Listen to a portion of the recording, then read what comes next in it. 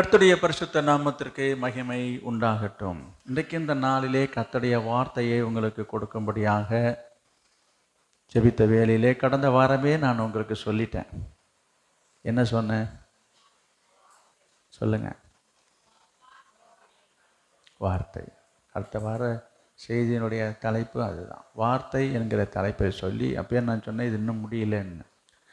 இன்றைக்கும் இப்பொழுதும் அந்த வார்த்தை என்கிற தலைப்பின் அதனுடைய தொடர்ச்சியாக நம்ம பார்க்க இருக்கிறோம். ஏனென்றால் அது எவ்வளவு அவசியமானது, முக்கியமானது என்பதை நான் உங்களுக்கு சொல்ல வருகிறேன். அதற்கு முன்பதாக நான் ஒரு காரியத்தை சொல்லணும். நம்ம ஊரில், உங்கள் ஊர்லேயும் சரி, நம்ம எல்லா ஊர்லேயும் சரி, நம்ம பேச்சு வழக்கில் பேசிக்கொள்ளுகிற ஒரு வார்த்தை என்னன்னா, வாயுள்ள பிள்ளை. உங்களுக்கு வாயே இல்லையா? இப்போ கூட நீங்கள் வாயை திறக்க மாட்டீங்க. வாயுள்ள பிள்ளை அப்படின்னு சொல்கிறோம் தானே. வாயுள்ள பிள்ளை பழச்சிக்கோப்பா. நான் உங்களை கேட்குறேன், மனுஷன் இல்லை, மிருகமாக இருந்தாலும் சரி, ஆண்டுடைய படைப்பில் எல்லாவற்றுக்கும் வாய் இருக்குதா இல்லையா? ஆட்டுக்கு இருக்குது, மாட்டுக்கு இருக்குது, கோழிக்கு இருக்குது. வாய் இல்லதுக்கு சொல்லுங்க. எல்லாத்துக்குமே வாய் இருக்குதுங்க. ஆனால் அந்த மனுஷன் என்ன சொல்கிறான் அப்படின்னா, இந்த ஆடு, மாடு, கோழி, குருவி, கொக்கு, மற்ற எல்லாமே அதை பார்த்து என்ன சொல்கிறாங்க? கரெக்ட். ஐயோ பாவம், வாயில்லா ஜீவன். என்ன அது வாயில்லா ஜீவனா? அப்போ மனுஷனுக்கு மட்டும்தான் வாய் இருக்குதா? அது என்னங்க அர்த்தம்? அது நீங்கள் தான் சொல்லுங்கள். நீங்கள் அப்படின்னா அர்த்தம் தெரியாமல் பேசிகிட்டு இருக்கீங்களேன்றேன். ஏங்க அர்த்தம் தெரியாமல் பேசிகிட்டு இருக்கீங்க, அர்த்தம் புரியாமல் பேசிகிட்டு இருக்கீங்க. என்னது? மனுஷனுக்கு வாய் இருக்க மாதிரி வாயு உள்ள புள்ள பொழைச்சிக்கும் நான் சொல்கிறேன். அப்போ வாயு உள்ள புள்ளனாக்கா மனுஷன்லேயே வாய் இல்லாதவங்க இருக்கிறாங்களா? அதுலேயும் ஒரு வித்தியாசம் இருக்குதுங்க. அதே போல் இந்த ஆடு, மாடு, மற்ற ஜீவனை சொல்கிறோம், பாவம் வாயில்லா ஜீவன். என்ன அது? தவிட்டு புண்ணாக்கம் போட்டு கிளறி வச்சா லபக்குன்னு சாப்பிட்டுட்டு இருக்குது, புல்லுமே இது வைக்க தின்னிட்டு இருக்குது, வாய் இல்லையா? என்ன கதையாக இருக்குது? ஐயோ நான் அதை சொல்லலைங்க அப்படின்னு நீங்கள் சொல்ல வருவீங்க. அப்போ எதை சொல்ல வரீங்க? எதை வச்சு நீங்கள் அதை வாயில்லா ஜீவன் சொல்கிறீங்க? எதை வச்சு ஒரு மனுஷனை பார்த்து எப்படி சொல்கிறோம்? என்ன சொல்கிறோம்?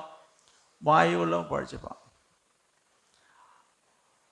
அவ இருக்கால, ஐயோ சரியான வாய். இங்கே பாருங்க, அது என்ன சரியான வாய்? எல்லாருக்கும் ஒரே மாதிரி தான் வாய் இருக்குது. நீங்கள் சொல்கிற வார்த்தையே நான் உங்களுக்கு நினைப்பு ஊட்டுகிறேன். நிறைய பேர் சொல்கிறத பாருங்க. ஐயோ அந்த மனுஷன்ட்ட யாருக்கே பேச முடியும்? அப்பப்பா அவன் வாயாலையும் கையாலையுமே அடிப்பான். என்னங்க இது? இதுவும் எனக்கு புரியவே மாட்டேதுங்க. கையால் அடிக்கிறத நான் பார்த்துருக்குறேன், இந்த வாய் இப்போ எப்படிங்க அடிக்கும்? நீங்கள் தான் அதுக்கு பதில் சொல்லணும். என்னது? அப்போ வாயாலையும் கையாலையும் அடிப்பானா? அது எப்படிங்க? அது கையாலே அடிக்க முடியும் ஒருத்தரை, வாயால் எப்படிங்க அடிக்க முடியும்? தம்பி இன்னும் தட்டிட்டு உட்காந்துருக்குறேன், நீ சண்டே கிளாஸ் போலியா? என்ன சோனி அவன் கிடையாதா? அவன் ப்ரொமோஷன் ஆகிட்டானா? இதெல்லாம் கவனிக்கணும். உட்காந்துட்டு சத்தம் போட்டுட்ருக்கூடாது. கவனிங்க. இது என்னன்னு நான் கேட்குறேன், நீங்கள் ஒன்றுமே பேச மாட்டீங்க. ஆனால் இப்போ உங்களுக்கு வாய் வராது, இப்போ பேசுறதுக்கு வாய் திறக்க மாட்டீங்க. வாய் இல்லை ஜீவன், வாயாலையும் கையாலையும் அடிக்கிறான். அவன் வாயாடி என்னது? வாயு உள்ள புள்ள பொழைச்சிக்கும். என்னன்னு நான் கேட்குறேன். இப்போ இதெல்லாம் என்னது? இந்த மாதிரி பேசிக்கிறோமே நம்ம பாட்டுக்கு. அப்போ அதனுடைய அர்த்தம் என்ன? அங்கே வரேன் நான். நீங்கள் ஒன்றும் தெரியாதவங்க கிடையாது, ஆனால் தெரிஞ்சுக்கிட்டு தான் இப்போ நீங்கள் வாயை மூடிட்டு இருக்கீங்க. இப்போ இதுக்கு என்ன அர்த்தம் சொல்லுங்கள்? வாயு உள்ள பிள்ளை பழச்சிக்கணும்னா என்ன அர்த்தம்? அப்போ வாய் இல்லாத பிள்ளையெல்லாம் பிழைக்காதா? என்ன கேட்டால் எல்லாருக்குமே வாய் இருக்குது. அது எப்படி அந்த பிள்ளை பிழைக்காம இந்த பிள்ளை பிழைக்க மாட்டேன்? அப்போ வாயிலிருந்து புறப்பட்டு வருகிற வார்த்தை, அதுக்காக நான் சொல்ல வந்தேன். அப்போ வார்த்தை ஒரு மனுஷனை வாழ வைக்கும். நான் கடந்த வாரம் சொன்னேன், வார்த்தை ஒரு மனுஷனுடைய வாழ்க்கையிலே ஆசீர்வாதத்தை கொண்டு வரும். உங்களுடைய வார்த்தை, உங்கள் வாயிலிருந்து, உன் வாயிலிருந்து புறப்பட்டு வருகிற வார்த்தை உன் வாழ்க்கையிலே உனக்கு அற்புதத்தை கொண்டு வரும். உங்கள் வாயிலிருந்து, உன் வாயிலிருந்து புறப்பட்டு வருகிற வார்த்தை உன்னை வாழ வைக்கும், உன்னை வளர வைக்கும், உன்னை உயர வைக்கும், உன்னை மேன்மைப்படுத்தும், உன்னை உயர்த்தி வைக்கும். எல்லாம் வார்த்தையில் இருக்குது, ஞாபகம் வச்சுங்க. அதனால் இன்றைக்கு ஆவியானவர் தொடர்ந்து உங்களுக்கு அவசியமான தேவையான இந்த வார்த்தையை இன்றைக்கும் தொடர்ந்து அவர் உங்களுக்கு கொடுக்க விரும்புகிறார். எனவே அப்போ வாய் என்று சொல்லும் பொழுது அது வார்த்தையை குறிக்கிறதாக நாம் பார்க்கிறோம். கடந்த வாரத்தில் நான் வாசித்தோம், நீதிமொழிகளை வாசித்த அதே வசனத்தை நான் ஞாபகப்படுத்துகிறேன். 18:21 நான் வாசிக்கிறோம். 18:21 மரணமும் ஜீவனும், மரணமும் ஜீவனும் நாவின் அதிகாரத்தில் இருக்கும், நாவின் அதிகாரத்தில் இருக்கும். அதில் பிரியப்படுகிறவர்கள் அதன் கனியை புசிப்பார்கள். சரி, அப்ப மரணமும் ஜீவனும் உங்கள் வாயின் நாவின் அதிகாரத்தில் இருக்கின்றன. அப்படின்னா என்ன அர்த்தம்? நீ வாடுறதும் நீ சாவுறதும் உன் வாயில தான் இருக்குதான். அந்த வசனத்தை நான் மாற்றி புரியும்படியான வார்த்தையில நான் சொல்லுகிறேன். பாருங்க, நீங்க சாவுறதும் நீங்க வாடுறதும் உங்க வாயால் நீங்க சொல்லுகிற வார்த்தைகள் தான் இருக்குது. நான் இன்னும் சொல்லிகிட்டே போகலாம். தவக்கலை சொல்லுவாங்களே, தவளை தன் வாயாலே கெட்டது, உண்மைதானே? அதுக்கு நான் செய்யல ஒன்று ஞாபகம் மறந்து போச்சு. நுணலும் தன் வாயார் கெடும் என்று ஒரு செய்யல உண்டு. நுணல் என்றால் தவளை, எல்லாம் எழுதியிருக்கிறேன், அது உண்மை. தவளை என்ன செய்து தன் வாயாலே கெட்டு போச்சான். அதுபோல இன்றைக்கு நிறைய பேர் தேவையில்லாத அவசியமில்லாத வார்த்தைகளை பேசி அவருக்கு கேடை வருவித்து கொள்ளுகிறார்கள் என்றால் அது உண்மை. ஆனால் நிறைய பேருக்கு அது தெரியல, புரியல, வாய்க்கு வந்ததை பேசிக்கொண்டு இருக்கிறார்கள். எனவே இயேசு சொன்ன வார்த்தையை நான் உங்களுக்கு ஞாபகப்படுத்த விரும்புகிறேன். மத்தேயு எழுதின சுவிசேஷம் 4ஆம் அதிகாரம் 4வது வசனத்தை வாசிக்கலாம். மத்தேயு 4:4. அவர் பிரதியுத்தரமாக, மனுஷன் அப்பத்தினாலே மாத்திரம் அல்ல, மனுஷன் அப்பத்தினாலே மாத்திரம் அல்ல, தேவனுடைய வாயிலிருந்து புறப்படுகிற, தேவனுடைய வாயிலிருந்து ஒவ்வொரு வார்த்தையினாலும் பிழைப்பான் என்று. தேவனுடைய வாயிலிருந்து புறப்படுகின்ற ஒவ்வொரு வார்த்தையினாலும் பிழைப்பான். போதும், பார்த்தீங்களா? நல்லா கவனிங்க. ஒரு மனுஷன், ஆண்டவர் இயேசு சொல்றாரு, ஆண்டவருடைய வாயிலிருந்து புறப்பட்டு வருகிற வார்த்தையினால தான் ஒரு மனுஷன் பிழைப்பான். நீங்கள் பிழைக்கிறது எங்கே இருக்குன்றது புரிந்து கொள்ளுங்க. அப்போ நீங்கள் பிழைக்கணும்னு சொன்னால் நீங்கள் பிழைப்பதற்கு வேண்டிய காரியத்தை தான் இன்றைக்கு ஆண்டவர் உங்களோடு பேச விரும்புகிறார். நீங்கள் பிழைச்சிக்கணும். சும்மா அனாவசியமாக எதையோ ஒன்று பேசி ஒரு கதையை சொல்லிட்டு போகிறதே அல்ல. நீங்கள் பிழைக்க, நீங்கள் எல்லாருமே பிழைப்பை தேடி தான் ஓடிட்டுருக்கீங்க. தினமும் நீங்கள் என்ன சொல்கிறீங்க? அவங்கவுங்க ஒரு பிழைப்பை தேடிட்டு இருக்கீங்க.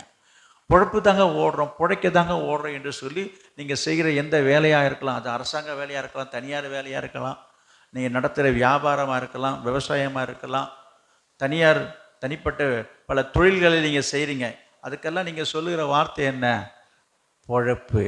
இந்த பிழைப்பை தான் நீங்கள் கொச்சையாக பொழப்புன்னு சொல்கிறீங்க. என்னது? அப்புறம் என்னங்க அவர் பிழைக்கணுங்க, பொழப்புக்கு ஓடுறேங்க, நாங்கள் பிழைக்கணுமா இல்லைங்களா? ஐயா, இப்போ நாங்கள் மட்டும் இங்கே என்னதாங்க பேசிகிட்டு உட்காந்துக்கிறோம்? ஆண்டவர் மட்டும் என்னங்க சொல்கிறாரு? ஐயா, நீ பிழைக்கிறதுக்கு பேசிகிட்டு இருக்கிறேன். நீங்கள் என்ன நினச்சிட்டு இருக்கீங்க? பணம் சம்பாதிப்பதிலும் பொருள் சம்பாதிப்பதும் வேலைக்கு போகிறதுலையும் பணம் ஈட்டுவதனால தான் நீங்கள் பிழைக்கலாம் நீங்கள் நினச்சிட்டு இருக்கீங்க. கர்த்தர் சொல்கிறாரு, மனுஷன் அந்த இடத்துல நான் சொல்கிறேன், உன்னுடைய நீ செய்து கொண்டிருக்கிற, நீ போய் கொண்டிருக்கிற, நீ சம்பாதித்து கொண்டிருக்கிற மனுஷன் உன் வேலையினால, உன் சம்பாத்தியத்தினாலே மட்டும் சொல்ல மாட்டீங்களே. மனுஷன் அப்பத்தினால் மாத்திரம் அல்ல. அப்படின்னா என்ன அர்த்தம்? நீ போயிட்டு இருக்க வேலையினால மாத்திரம் இல்லை, இந்த வேலைக்கு போனாதானங்க எனக்கு சம்பளம் கிடைக்கிறான், உண்மைதான். நீ அதனால மட்டும்தான் நீ பிழைக்கலாம் நீ நினச்சிட்டு இருக்காத. நீ செய்கிற தொழிலாக இருக்கலாம், வியாபாரமாக இருக்கலாம், கூலி வேலையாக இருக்கலாம். என்ன நீ சாதாரண எந்த அப்படி என்னங்க இது நீங்கள் ஓடினா தாங்க 1000 ரூபா 500 சம்பாதிக்கலாம். ஆண்டவர் சொல்கிறார், மனுஷன் அப்பத்தினால மாத்திரமல்ல, நீ செய்து கொண்டிருக்கிற உன் வேலையினால அல்ல. நீ ஆடு மேய்ச்சிட்டு இருக்கலாம், மாடு மேய்ச்சிட்டு இருக்கலாம், பால் கறந்துட்டு இருக்கலாம், ஆடு வளர்த்து நீ வியாபாரம் பண்ணிகிட்டு இருக்கலாம். இப்படிலாம் இருந்தால் தாங்க நமக்கு 10 காசு. நீ மரம் ஏறி பலாப்பழம் வியாபாரம் பண்ணிகிட்டு இருக்கலாம், கொய்யாப்பழம் வியாபாரம் பண்ணிகிட்டு இருக்கலாம். நீ எந்த வியாபாரம் பண்ணினாலும் சரி, ஓடுனா தாங்க ஜீவனு சொல்லிக்கிறாங்க. ஆமாம், உண்மைதான். இயேசு சொல்லுகிறார், மனுஷன் அப்பத்தினால மட்டும் அல்ல. நீங்கள் இதனால் மட்டும்தான் வாழுறீங்கன்னு நீங்கள் நினச்சிட்டு இருக்கீங்க, இதனால தான் உனக்கு வாழ்வு கிடைக்கும்னு நீங்கள் நினச்சிட்டு இருக்கீங்க. அதுதாங்க இல்லை. அப்பத்தினால மாத்திரம் அல்ல, அப்புறம் தேவனுடைய வாயிலிருந்து புறப்பட்டு வருகிற ஒவ்வொரு வார்த்தையினாலும் பிழைப்பான். நல்லா கவனிங்க. இன்றைக்கு நீங்கள் கர்த்தருடைய வார்த்தையை நீங்கள் கேட்டீங்கன்னா நீங்கள் பிழைப்பீங்க. நீங்கள் பிழைப்பதற்கு வேண்டிய வார்த்தையை தான் கர்த்தர் உங்களோடு பேசி கொண்டிருக்கிறார்.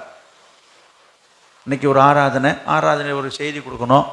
என்ன கொடுக்குறது? ஏதாவது 1 மணி நேரம் எதையாவது எடுத்து பேசுவேன். நான் தான் பல தடவை சொல்லிட்டேன், இந்த மாதிரி இங்கே கதை ஓட்டுறதோ ஏன்னா எதையாவது ஒன்று சொல்லி டைம் பாஸ் பண்ணுறது என்னுடைய நோக்கமும் அல்ல, விருப்பமும் அல்ல. அதில் எனக்கு திருப்தியும் கிடையாது. பேச முடியும், அது வேறு விஷயம். அப்படி பேசினால் என் மனசுக்கு அது திருப்தியாக இருக்காது. எனக்கு கர்த்தர் ஒரு வார்த்தையை எனக்கு ஒரு வார்த்தையாவது எனக்கு தரணும். அப்போ தான் என் மனசுக்கு திருப்தியாக இருக்கும். அதுக்கப்புறமா தான் அந்த செய்திக்கு நான் வருவேன். ஆண்டவர் இன்றைக்கும் உங்களோடு பேசும்படியாக உங்களுக்கு அவசியமான வார்த்தையை கர்த்தர் உங்களுக்கு கொண்டு வந்திருக்கார். எனவே இந்த வார்த்தையை நீங்கள் முதலாவது கவனிக்கணும், கவனமாக கேட்கணும். அந்த வார்த்தையை கேட்கும் பொழுது தான் உனக்கு ஆசீர்வாதம். அப்பத்தினால் மாத்திரமல்ல, தேவனுடைய வாயிலிருந்து புறப்பட்டு வருகிற ஒவ்வொரு வார்த்தையும் இப்போ தொடங்கி நான் முடிக்க இருக்கிற இந்த முடிகிற வரைக்கும் ஒவ்வொரு வார்த்தையும் நீ கவனமாக கேட்டீங்கன்னா நீ பிழைப்ப. கேளுங்க, இந்த வார்த்தையை நீங்கள் கேட்டீங்கன்னா அப்படி. சிலருக்கு இது ஒரு அந்நிய காரியமாக நினைக்கிறாங்க. எப்போ முடியும், அவர்கள் ஏதாவது பேசிகிட்டு இருப்பார். அப்படிப்பட்ட ஒரு எண்ணங்கள் சிந்தைகளுக்கு நீங்கள் இடம் தரக்கூடாது. இதனுடைய நோக்கத்தை அவசியத்தை சிலர் புரிந்துக்கவும் மாட்டுறாங்க. இன்றைக்கு இந்த பிரசங்க செய்தியினுடைய நோக்கம் என்ன சொல்லுங்க பார்ப்போம். கர்த்தர் உங்களோடு இடைபடுகிறார், கர்த்தருடைய ஆவியானவர் உங்களோடு பேசுகிறார். இதை நீங்கள் அலட்சியப்படுத்தக்கூடாது. அதை தான் அங்கே இயேசு சொல்றார், உங்களுக்கு செவி கொடுக்கிறவன் எனக்கு செவி கொடுக்கிறான், உங்களை அசட்டை பண்ணுகிறவன் என்னை. அப்போ இன்றைக்கு கொடுக்கப்படுற இந்த நம்ம பேசிக்கொண்டிருக்கிற இந்த வார்த்தை, இந்த வசனத்தை கேட்காம நீ உட்காந்து தூங்கிட்டு இருந்தாலும் சரி, கீழே நட்டுட்டு இருந்தாலும் சரி, நீ பேனாவில் கிறுக்கிட்டு இருந்தாலும் சரி, நீ ஃபோனு ஏதாவது மெசேஜை பார்த்துட்டு இருந்தாலும் சரி, உன் சிந்தனை எங்கே வச்சுட்டு இருந்தாலும் சரி, நீ அலட்சியப்படுத்துகிற அசட்டை பண்ணுறன்னா உன் பிழப்பு எப்படி இருக்குன்றதை யோசிச்சு பாருங்க. வார்த்தையினால தான் பிழப்பு இருக்குது. சொல்லப்படுகிற இந்த வார்த்தையை கவனித்து கேளுங்க. நான் கடந்த வாரத்தில் நான் நிறைய காரியங்களை சொன்னேன். அதில் ஒரு காரியத்தை ஞாபகப்படுத்தேன், திரும்பி நான் அதையே பேச வரல. நான் கடந்த வாரத்திலே வார்த்தையை குறித்து பேசும் பொழுது நிறைய காரியம் சொன்னேன். ஏதாவது உங்களுக்கு ஞாபகம் இருக்குதா? நிறைய காரியங்களை நான் சொன்னேன். வார்த்தையை பற்றி தான் பேசும்பொழுது நிறைய காரியங்களை சொன்னேன். அதில் ஏதாச்சும் ஒன்றை உங்களால் சொல்ல முடியுமா? உங்களுக்கு ஞாபகம் இருக்குதா என்று நான் தெரிஞ்சுக்க தான் நான் கேட்குறேன். Correct, very good. கவனிங்க, கானானிய ஸ்திரியை பற்றி சொன்னேன். இது நான் பல தடவை நான் செய்தியில் சொல்லியாச்சு. கவனிங்க, அதில் சொல்லப்பட்ட காரியம் என்ன? அந்த கானானிய ஸ்திரீ தன்னுடைய மகளுக்கு சுகமில்லை என்று சொல்லும்பொழுது ஆண்டவர் அவளை புறக்கணித்தாலும் கூட திரும்ப திரும்ப பேசி ஒரு அற்புதத்தை பெற்றுக்கொள்ளும் போது அவள் சொன்ன ஒரு வார்த்தை ஆண்டவருடைய இருதயத்தை அசைச்சது, தொட்டது.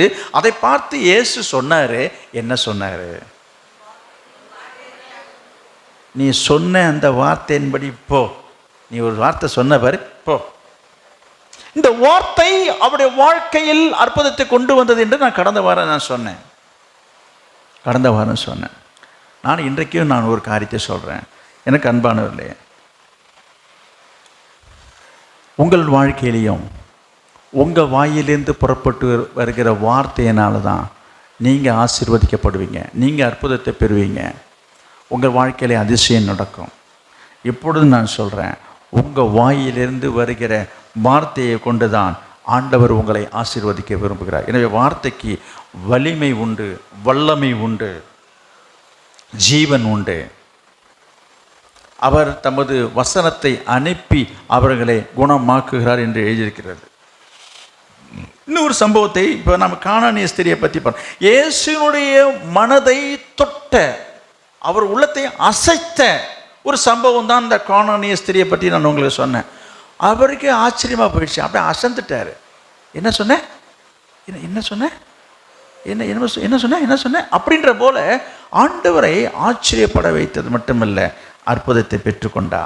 அதே போல இன்னொரு சம்பவத்தை இன்றைக்கு நான் உங்களுக்கு கொண்டு வருகிறேன்.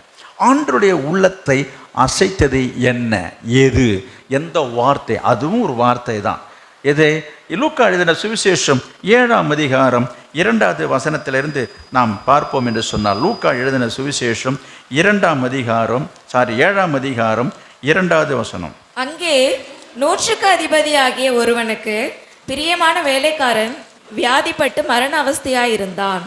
அவன் இயேசுவை குறித்து கேள்விப்பட்ட போது அவர் வந்து தன் வேலைக்காரனை குணமாக்க வேண்டும் என்று அவரை வேண்டிக் கொள்ளும்படி யூதருடைய மூப்பரை அவரிடத்தில் அனுப்பினான். அவர்கள் இயேசுவினிடத்தில் வந்து அவரை கருத்தாய் வேண்டிக் கொண்டு, நீர் இந்த தயவு செய்கிறதற்கு அவன் பாத்திரனாய் இருக்கிறான். அவன் நம்முடைய ஜனத்தை நேசிக்கிறான், நமக்கு ஒரு ஜெப ஆலயத்தையும் கட்டினான் என்றார்கள். அப்பொழுது இயேசு அவர்களுடனே கூட போனார்.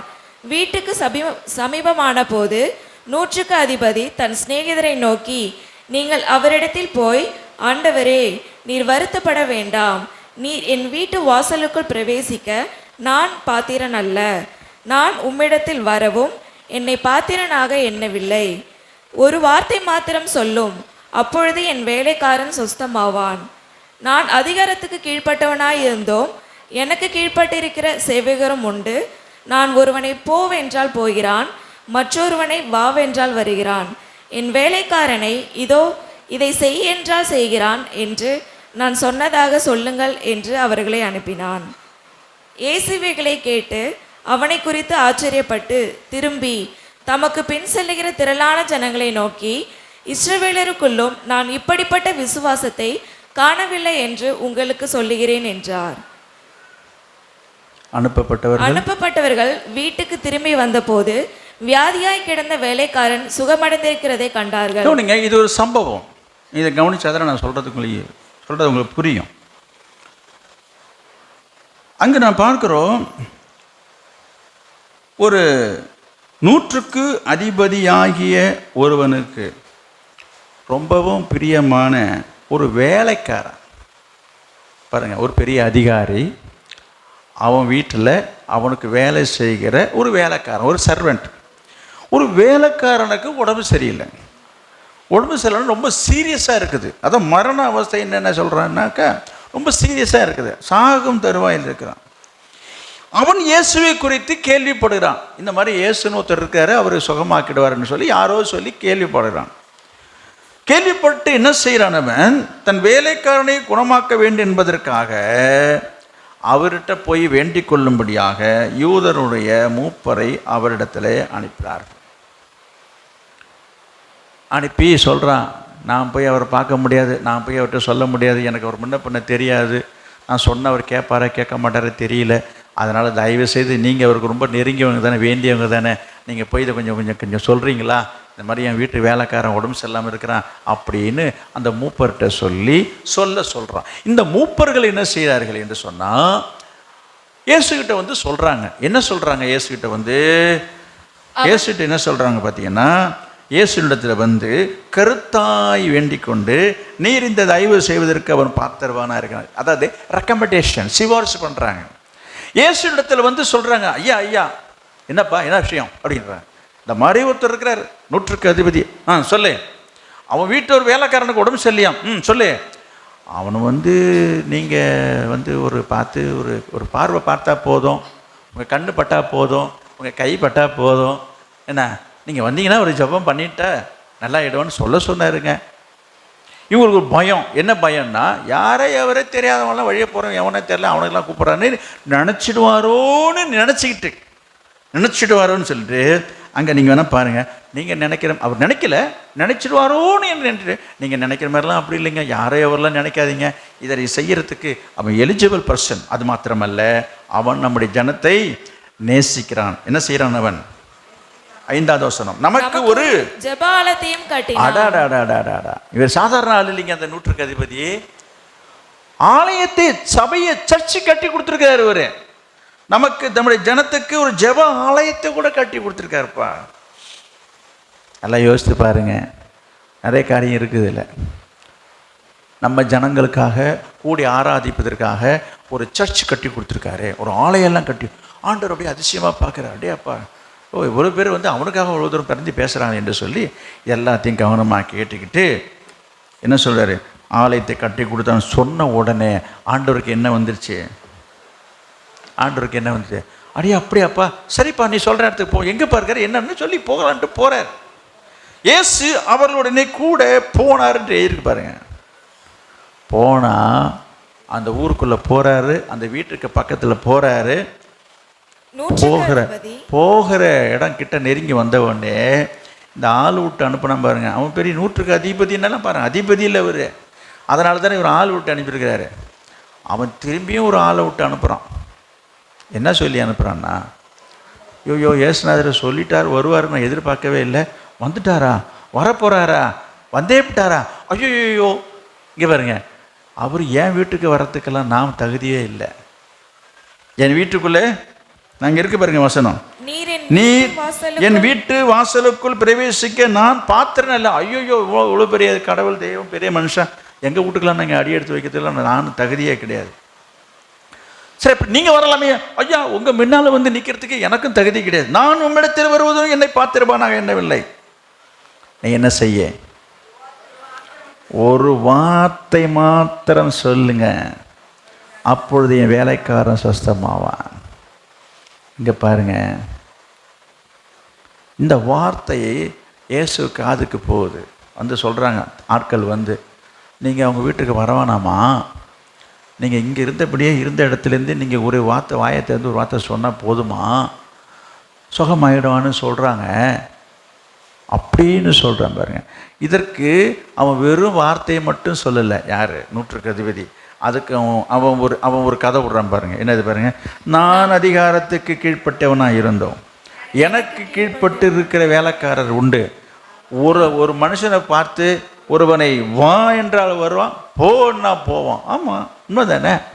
ஒருத்தன் கூப்பிட்டு இங்கே வா அப்படின்னா வருவான், போ அப்படின்னா போவான். அவ்வளோ பெரிய ஒரு பவர்ஃபுல் போஸ்டிங்கில் இருக்கார் இவர், நூற்றுக்கு அதிபதி. அவர் சொல்கிறாரு, அப்படிலாம் நான் சொன்னால் போன்றான், போகிறான், வா என்ன வரான் என்று நான் சொன்னதாக போய் சொல்லுங்க. என்னங்க இது? இவர் பெரிய அதிகாரத்தை காட்டுறாரு. அவர் இவர் பெரிய கலெக்டர். அவர் சொல்லுங்க. ஏசுநாதர்கிட்ட போய் இதெல்லாம் போய் எதுக்கு சொல்கிறாரு?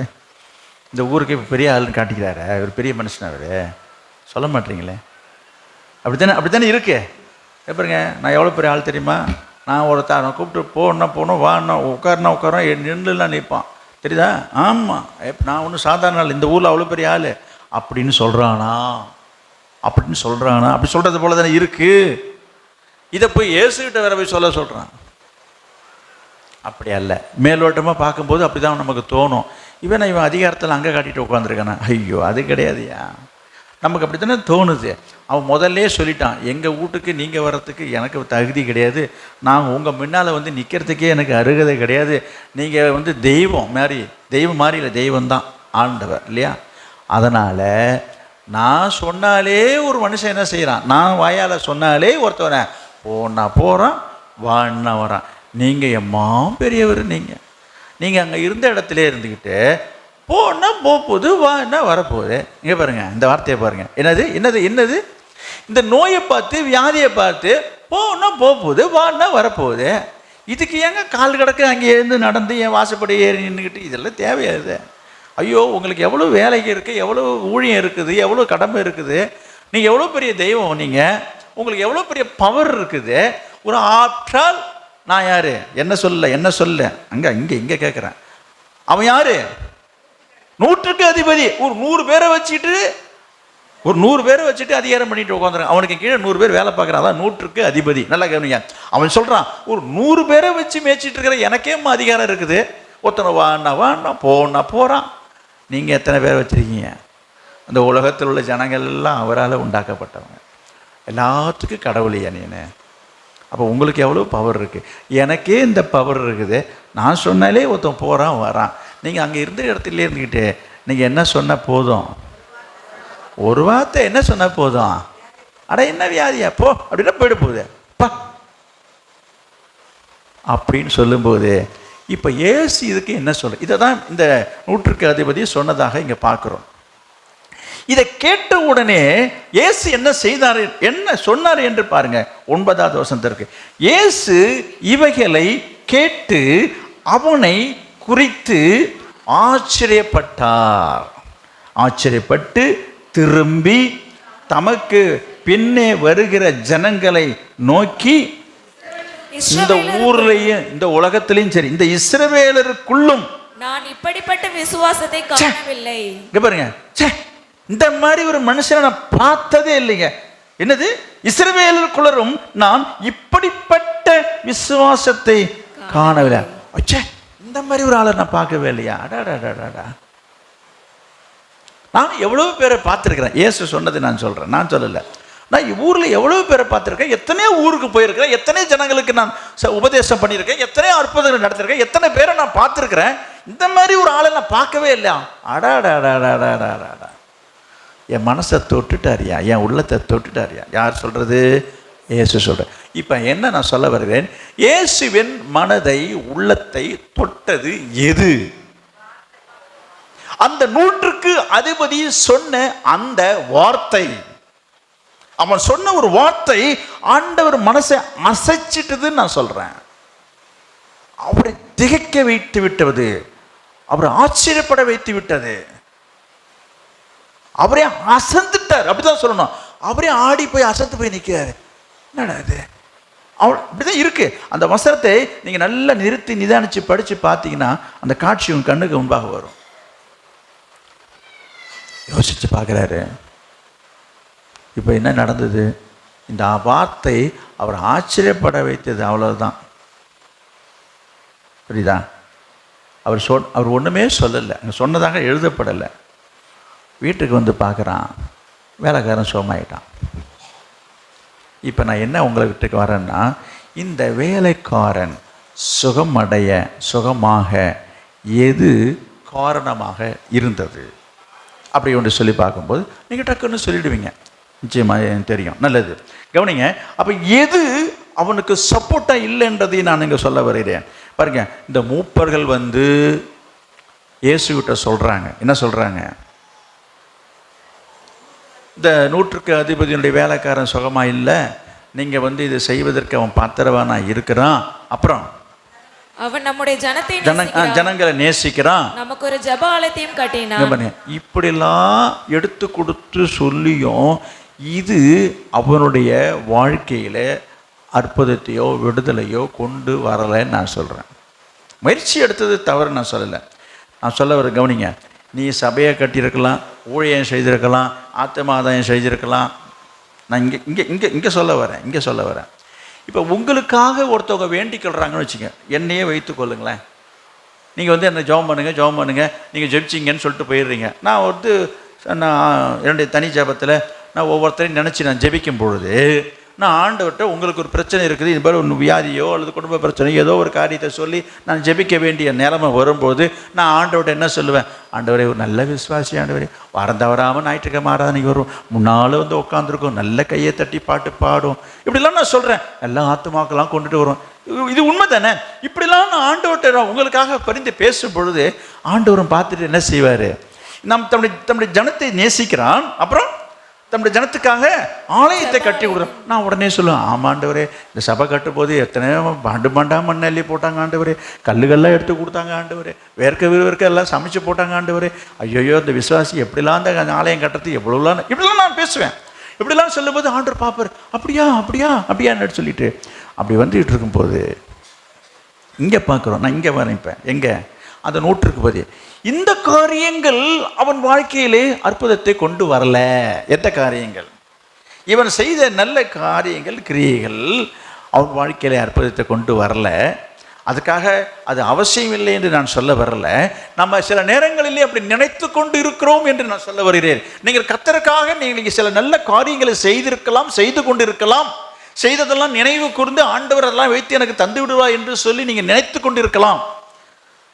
நான் அதை தப்பாக சொல்லலை. நீங்கள் ஆண்டவருக்காக உழைச்சிருக்கலாம், நிறைய கொடுத்துருக்கலாம், எல்லாம் பண்ணியிருக்கலாம், எல்லாம் ஆண்டவர் பார்த்துப்பார்.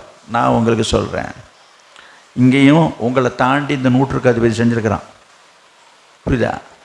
ஒரு ஆலயத்தையே கட்டி முழுசாகவே கட்டி கொடுத்துருக்காரு அவர்.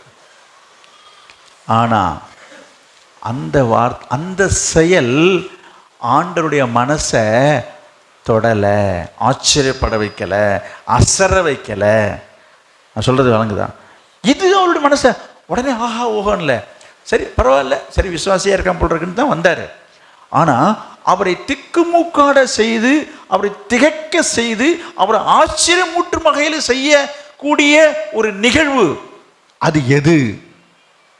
அது எது? அந்த வார்த்தையை சொன்னான் பாருங்க, அடிச்சான் பாருங்க, ஒரு அப்படி ஆணி அடிக்கிற மாதிரி. ஆண்டவரை பார்த்து என்ன சொன்னான்? ஆண்டவரே, நீர் வருத்தப்பட வேண்டாம். நீ வர வேணாங்க, நீங்களாம் வரணும்னு அவசியமே கிடையாதுங்க. அங்க இருந்துட்டு ஒரு வார்த்தை சொல்லுங்க பாருங்க. இந்த வார்த்தை, இது ஒரு வார்த்தை இல்லையா? இந்த வார்த்தை ஆண்டவர் மனசே அசைச்சிச்சு. இப்போ அடுத்த கேள்வி நான் வரேன், கவனிங்க.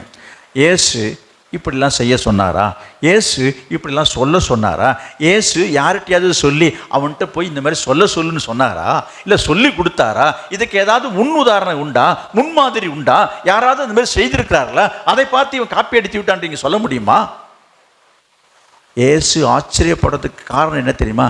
யாருமே அவருடைய லைஃப்பில், அவருடைய ஊழியத்தில், அவர் அந்த ஊழியம் செய்து கொண்ட அந்த காலகட்டத்தில் இந்த மாதிரி ஒரு ஆளை பார்க்கவே இல்லைங்க. அதான் உண்மை, இது உண்மை. அவர் சொல்றாரு பாருங்க, என்ன சொல்றாரு அங்க பாருங்க, 9வது வசனத்தை பாருங்க. இயேசு இவைகளை கேட்டு அவனை குறித்து ஆச்சரியப்பட்டு திரும்பி தமக்கு பின் செல்கிற திரளான ஜனங்களை நோக்கி, இஸ்ரவேலருக்குள்ளும் நான் இப்படிப்பட்ட ஒரு மனுஷனை நான் பார்க்கவே இல்லைங்க. ஐயோ பாப்பா, என் மனசே உடைச்சிட்டாயா, என்னை கொன்னுட்டாயா. நான் சும்மா வேற விதத்தில் பேசுகிறேன் உங்களுக்காக. சே, இந்த வார்த்தையை அப்பப்பப்பப்பா, இயேசு சொல்கிற வார்த்தையை பாருங்க. நான் எதுக்காக நான் இது விவரிச்சுட்டு வரேன்னா, உங்கள் வாழ்க்கை, உங்கள் விசுவாசம், உங்களுடைய மனசு, உங்களுடைய எண்ணம் ஆண்டவரை ஆச்சரியப்படத்தக்க அளவுக்கு அவர் மனசை தொடும்படியான வார்த்தைகளை நீங்கள் உபயோகப்படுத்துறீங்களா?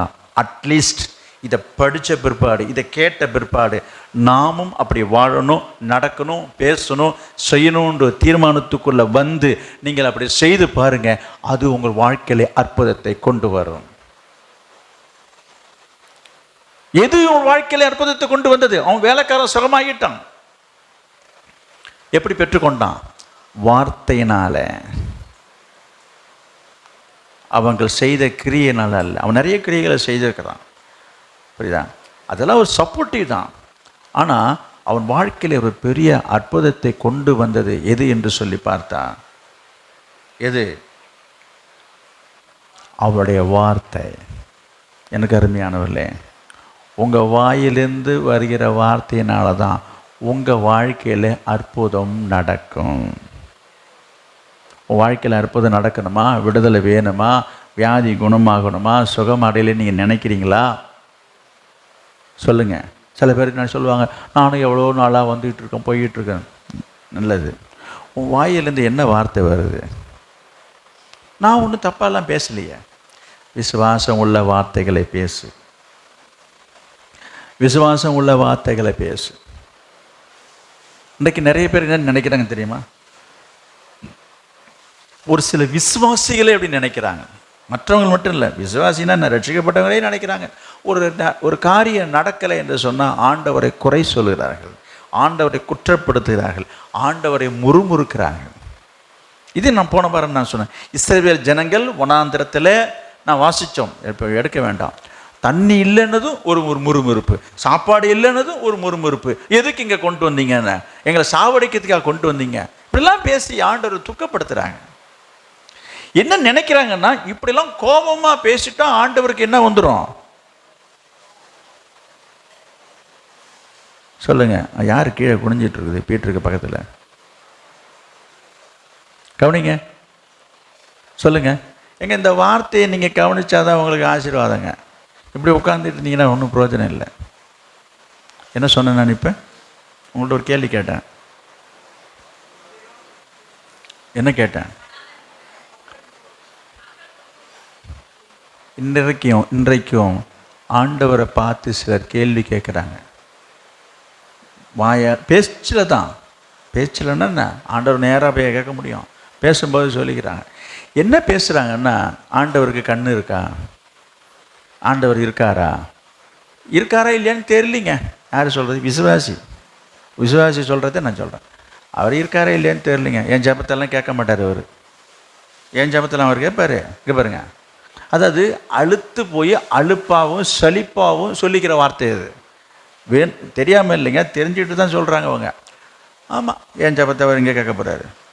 உன் ஜபத்தை தான் கேட்பார், என் ஜபத்தெல்லாமா கேட்பார் அவர். இப்படிலாம் நம்ம ஒரு விதமாக பேசுகிறத பார்த்துட்டு ஆண்டவருக்கு என்ன வந்துடும்னு அவங்க நினைக்கிறாங்க. ஆண்டவருக்கு என்ன வந்துடும், அவருக்கு ஒன்றே இவங்கள மாரி நினைக்கிறாங்க. ஆண்டவருக்கு உடனே கோபம் பொத்துக்கிட்டு வரும். இங்கே பாருங்க, ஆண்டவருக்கு என்ன பண்ணும்? கோபம் பொத்துக்கிட்டு வரும். அவருக்கு உடனே ரோஷம் வந்துடும். ஏன்னா நம்மளை அவ்வளோ கேவலமாக பேசிட்டாங்கன்னுட்டு உடனே ஏன்னா அவ்வளோ நான் சீப்பாக போயிட்டேனே, என்ன செய்யணும் உனக்கு, நான் செஞ்சிடறேன் பாரு அப்படின்னு செஞ்சிருவார் அப்படின்னு ஒரு குருட்டு நம்பிக்கையில் குருட்டுத்தனமாக நினச்சிட்டு இருக்காங்க விசுவாசிங்க. ஆண்டவர்கிட்ட போய் உன் சித்து விளையாட்டுலாம் ஒன்றும் செல்லுபடியாகாது சொல்கிறேன். கர்த்தர்ட்டேருந்து ஒரு காரியம் வேணும்னா ஒழுங்காக முழங்கால் போட்டு பணிந்து குனிந்து உன்னை தரை மட்டும் தாழ்த்தி ஏதோ மன்றாடினா அவர் போனால் போதும்னு இறக்கப்படுவார். புரியுதா? அவர்கிட்ட போய் நின்றுக்கிட்டு அவர் இல்லை எனக்கு என்ன கேட்பாரா, எனக்கு சொல்லுவாரா, அப்படி இப்படின்ற மாதிரிலாம் முறுமுறுக்கிறத நான் சொல்கிறேன். முறுமுறுக்கிறார்கள் சில பேர். ஆமாம், என்ன ஆண்டவர்கிட்ட என்னத்தை ஊழியம் செஞ்சு என்ன ஆத்தும ஆதாயம் பண்ணி என்ன ரட்சிக்கப்பட்டு என்ன சபைக்கு இந்த சபைக்கு இத்தனை வருஷமாக போய் என்னத்தை கண்டோம் போ. விசுவாசி சொல்கிற வார்த்தை என்ன பலனை கண்டோம், என்ன சுகத்தை கண்டோம். ஊழியன்றீங்க, நானும் தான் 3 வருஷம் ஊழியம் செஞ்சேன், என்ன சுகத்தை கண்டேன், என்ன பலனை கண்டேன், என்ன செஞ்சுட்டார் ஆண்டவர்? ஆண்டவரையே குறை சொல்கிறது, ஆண்டவரையே முறுமுறுக்குது. இதை கேட்டதுமே ஆண்டவருக்கு என்ன வந்துடும்? உடனே ஒரு டென்ஷன் ஆகிடுவார். இவங்க நினப்ப சொல்கிறேன். உடனே ஆண்டவர் டென்ஷன் ஆகிட்டு என்ன பண்ணுவார்? அவங்கள சமாதானப்படுத்துறதுக்காக இறங்கி உடனே என்ன செய்வார்? என்னம்மா செய்யணும் அவனை செஞ்சிடறோமான்னு. அதெல்லாம் நடக்காது. ஐயோ, இதெல்லாம் பிசாசு உங்களை வஞ்சிக்கிற ஆவியது. பிசாசு வஞ்சிக்கிற ஆவிங்க. நான் ஒரு வசனத்தை நான் உங்களுக்கு காட்டுறேன் பாருங்க. மத்தேயு எழுதின சுவிசேஷம் 13ஆம் அதிகாரம் 55வது வசனம். இவன் தச்சனுடைய குமாரன் அல்லவா? இவன் தாய் மரியாள் என்பவள் அல்லவா? யாக்கோபு, யோசே, சீமோன், யூதா என்பவர்கள் இவனுக்கு சகோதரர் அல்லவா? இயேசு தான் வாழ்ந்த ஊருக்கு வருகிறாரு. இயேசுனுடைய பேரு பிரசித்தி பெற்று உலகம் ஊர் வரலாம் அவரை பற்றி புகழ்ந்து பேசிகிட்டு இருக்கிறாங்க. ஒரு கூட்டமாக ஜனங்கள் இயேசுவை பின்பற்றி போயிட்டு இருக்கிறாங்க. அவர் ஊருக்கு வராரு. அவர் பிறந்த ஊருக்கு வராரு. அங்கே இருக்கு பாருங்க. தாம் வளர்ந்த ஊரிலே அவர் வந்திருக்க பொழுது ஜெப ஆலயத்திலே உட்கார்ந்து என்ன செய்யறாரு? உபதேசம் பண்ணி அங்கே ஒரு பிரசங்கம் பண்ணிட்டு இருக்காரு. அப்படி பண்ணும் பொழுது அவங்க என்ன சொல்லிக்கிறாங்கன்னா 55ல் பார்த்தீங்கன்னா என்னது, இவன் தச்சனுடைய குமாரன். அட இந்த ஏறு கலப்பெல்லாம் செஞ்சிட்டு இருப்பார், தெரியாது உங்களுக்கு? ஆமாம், எழப்புளி பிடிச்சிட்டு இருந்த பையன்ல இவன். பாருங்க, தச்சனுடைய. ஆமாம், இப்போ நீங்கள் பாருங்க, ஆசாரி விட்டு போனீங்கன்னா அவங்க பையன் தான் பார்த்தீங்கன்னா எழப்புளி போட்டுட்டு இருப்பாங்க. இப்போல்லாம் காலம் மாறி போச்சுங்க. நான் அந்த நாட்களில் நான் பார்த்துருக்குறேன். வீட்டு வேலைலாம் செய்கிறதுக்கு பார்த்தீங்கன்னா அதுக்கு ஒரு ஆளை கொண்டாந்துட்டு அதுக்கு ஒரு பாதி சம்பளம் வாங்கிட்டு போடுவாருங்க ஆசாரி. தச்சு வேலை செய்கிறேன். ஒன்றும் இல்லைங்க, இவர் பூட்டு இடைக்கிற வேலைக்கு அந்த பக்கம் மறுபக்கம் பிடிச்சிக்கணும், அவ்வளோதான். இதெல்லாம் உங்களுக்கு தெரியாத விஷயத்தை நான் சொல்லலை, தெரிஞ்சது தான். அப்போ நான் என்ன யோசிக்கிறேன்னா, இவர் தச்சனுடைய குமாரன்னா இப்போ இவர் என்ன பண்ணியிருந்திருப்பார்? தச்சு வேலை செய்தாருன்னு சொல்லாதீங்க, இழப்படி போட்டிருப்பாருன்னு சொல்கிறேன்றேன். ஏன் அதை நல்லா இப்படி சொல்லுமேன்றேன். தச்சனுடைய குமாரன்னாக்கே அவ்வளோ பெரிய தச்சர் அவர். நம்ம பார்க்காதார என்ன, எல்லா பெரிய ஆசாரியெல்லாம் பார்த்தீங்கன்னா அவங்க பிள்ளைங்கள்லாம் பழக்கப்படுத்துவாங்க அங்கேயே இழப்பள்ளி பிடிக்கிறதுக்கு. அதுமாரி பெரிய வாழை இருந்தாக்கா அந்த பக்கம் பிடிச்சிக்கணும் போட்டு அறக்கிறதுக்கு. இப்போ எல்லாம் மிஷினில் வந்துச்சுங்க. நான் அந்த காலத்துக்கு வரேன். அப்போ இயேசு வாழ்ந்த காலத்தில் அதுதான் நடந்திருக்கும். இயேசு என்ன பண்ணியிருந்திருப்பார்? ஏங்க, இந்த காடி எடுக்கிறதுக்கு கட்டையை வருவி கொடுத்துருவாங்க. இந்த ஜன்னலில் கோக்கிறதுக்கு, இந்த இதுக்கு ஒரு தொலை போடுறதுக்கு ஒரு துறப்பணும். அது ஒன்று இருக்கும். கொட்டு டொக்கு டொக்கு டொக்குன்னு சுற்றி சுற்றி எடுக்கணும். இதுதாங்க வேலை. இந்த கத்துக்குட்டிக்கெல்லாம் இதுதான் வேலைங்க. இவர் பெரிய வேலையெல்லாம் எடுத்து கோத்துட்டு போயிடுவாங்க ஆசாரி. இந்த மாதிரி சில்லற வேலை செஞ்சுட்டு இருந்தவர் இந்த இயேசுநாதர். ஏன் அதை நம்ம மறைச்சி பேசுவானே? அங்கே என்ன சொல்லிக்கிறாங்க பேருங்க? இவன் தச்சனுடைய குமாரன். அட அட அட அட அட, எங்கள் வீட்டுக்கு வந்து அருகா வைக்கும்போது இவர் தானே வந்தார். ஏங்க இருக்கான்னு கேட்காதீங்க, அதுதாங்க அதுக்கு அர்த்தம். அவங்க எப்படி பேசிக்கிறாங்க பாருங்க. அருகா வைக்க வந்தார், சன்னல் வைக்க வந்தார், நடவண்டி செஞ்சு கொடுத்தாரு. ஐயோ, இவர் வந்து உட்காந்துட்டு இங்கே என்னமோ மைக்கை பிடிச்சிட்டு பேசிகிட்டு இருக்காரு. இப்போ இவர் அட அட அட அட அட, யார இங்கே பாருங்க, இவன் தச்சனுடைய குமாரன் அல்லவா, இவன் தாய் மரியாள் என்பவள் அல்லவா, அப்புறம் யாக்கோபு, யோசே, சீமோன், யூதா என்பவர்கள் இவனுக்கு சகோதரன் அல்லவா, அப்புறம் சகோதரிகள் எல்லாரும், இவன் சகோதரிகள் எல்லாரும் நம்மிடத்தில் இருக்கிறார்கள். இங்கே கவனிங்க. இந்த கண்ணை முடிச்சா இருக்கிறான். இங்கே கவனிக்கணும். என்ன சொல்றாங்க இங்க? அவங்க கூட பிறந்தவங்க எல்லாம் சொல்றாங்க. இங்க பாருங்க, யாக்கோபு, யோசே, சீமோ, அட இதெல்லாம் நம்ம ஊருக்காரன்ல. கிரிக்கெட்டில் பந்து அடிச்சுட்டு கிடப்போம். நம்ம நாங்களாம் ஒன்றா சேர்ந்து விளையாண்டு கிடப்போம். அந்த காலத்தில் கிரிக்கெட் எதுன்னு கேட்காதீங்க, அவங்க பேசுகிற தோரணை எப்படி இருக்குன்னு சொல்கிறேன். இல்லை, நாங்களாம் பந்து அடிச்சுட்டு கிடப்போம். அப்புறம் குளத்தில் போய் என்ன பண்ணுவோம், அதுக்கு எனக்கு இதை ஓரி போடுவோம். இங்கே பாருங்க, இவர்கள் எல்லாரும் எங்கோடு இருக்கிறாருன்னு என்ன அர்த்தம்? அப்போ நாங்களாம் நல்லா ஒன்றா சேர்ந்து விளையாண்டு பல்லாங்குழியை விளையாடுவோம், நொண்டி அடிப்போம், எல்லாம் விடுவோம். அட இவன் தானே. நான் எக்ஸ்ட்ரா பேசும்போது உங்களுக்கு காரியம் புரியும். அப்போ அவங்க என்ன பேசியிருக்கிறாங்கன்றதுக்கு நான் சொல்ல வரேன். அப்போ இயேசுநாதர் வந்து ஆலயத்தில் வந்து உட்கார்ந்து பேசும்போது இவ்வளோ வார்த்தையை முழக்கிறாங்கன்னா என்ன அர்த்தம்? இப்போ நம்ம பேசிக்கிற மாதிரி தான் பேசிக்கிறாங்கன்னு சொல்கிறேன். பைபிள் அதில் எழுதலை, இதில் இப்படி தான் பேசியிருப்பாங்க. சொன்னாங்களா? இப்படிலாம் சொல்லிட்டு என்ன சொல்கிறாங்க? 50 இப்படி இருக்க இதெல்லாம் இவனுக்கு எப்படி வந்தது? இதெல்லாம் எங்கேருந்து வந்தது? என்ன இன்னும் பேசிட்டு இருக்காரு இவரு? அவரை குறித்து இடல் அறைந்தார்கள். சரி, அப்ப என்ன செய்தார் ஆண்டவர்?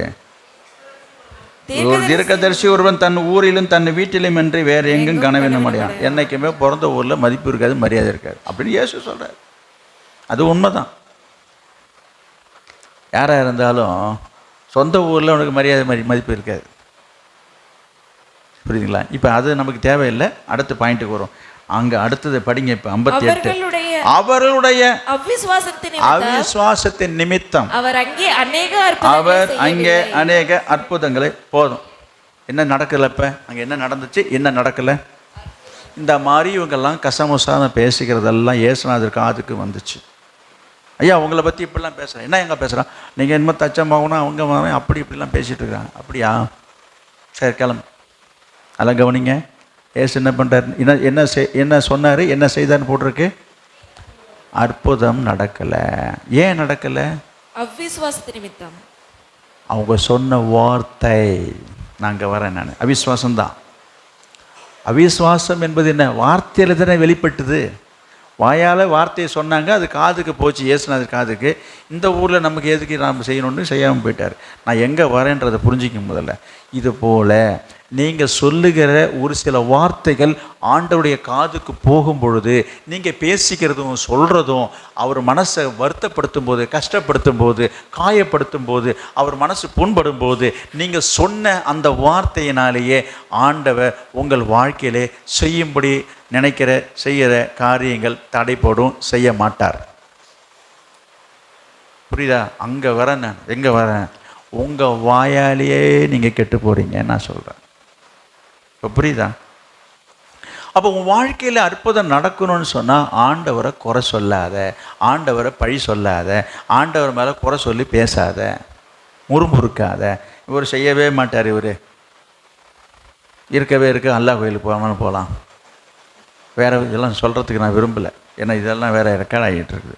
நிறைய கோயில் இருக்குது. இப்போ அங்கே போகலாம், இங்கே போகலாம், எல்லாம் அப்படியே டான்னு அப்படி இருக்கிறத அப்படியே சொல்கிறேன் பாருங்கள். கிழக்க நிற்கலாம், மேற்க நிற்கிறே, எங்கே நிற்கிறதெல்லாம் கரெக்டாக சொல்லிடுவாங்க.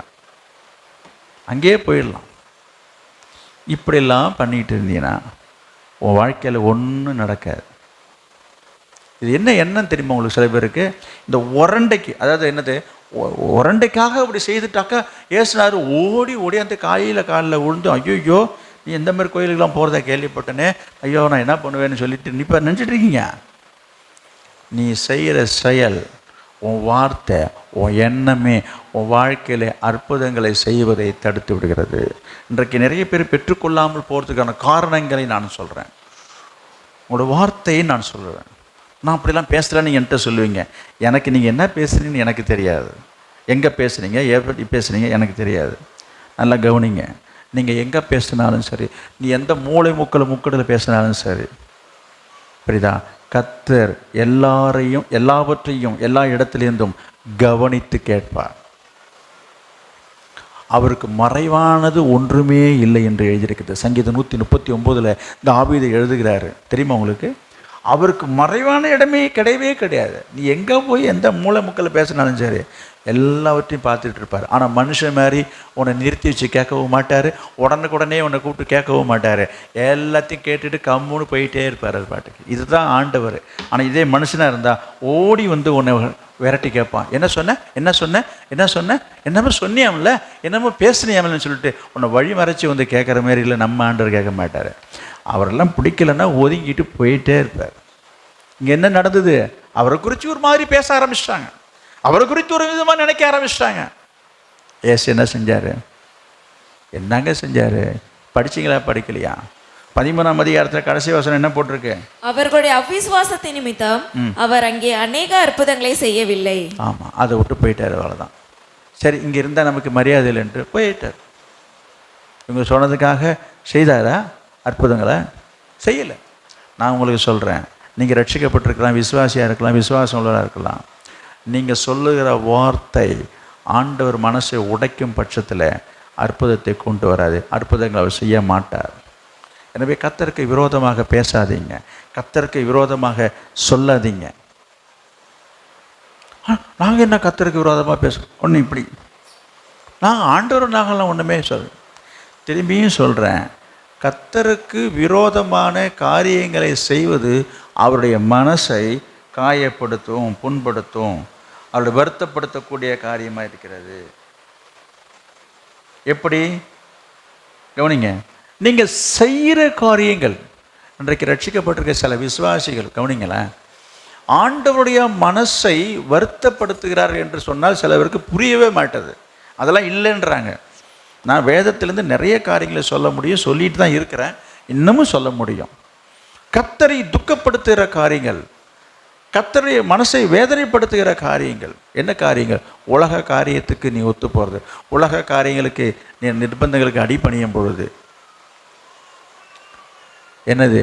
அந்த வார்த்தை, நீங்கள் செய்கிற கிரியைகள் உங்கள் வாழ்க்கையிலே அற்புதங்களை கொண்டு வராமல் தடுத்துவிடும்.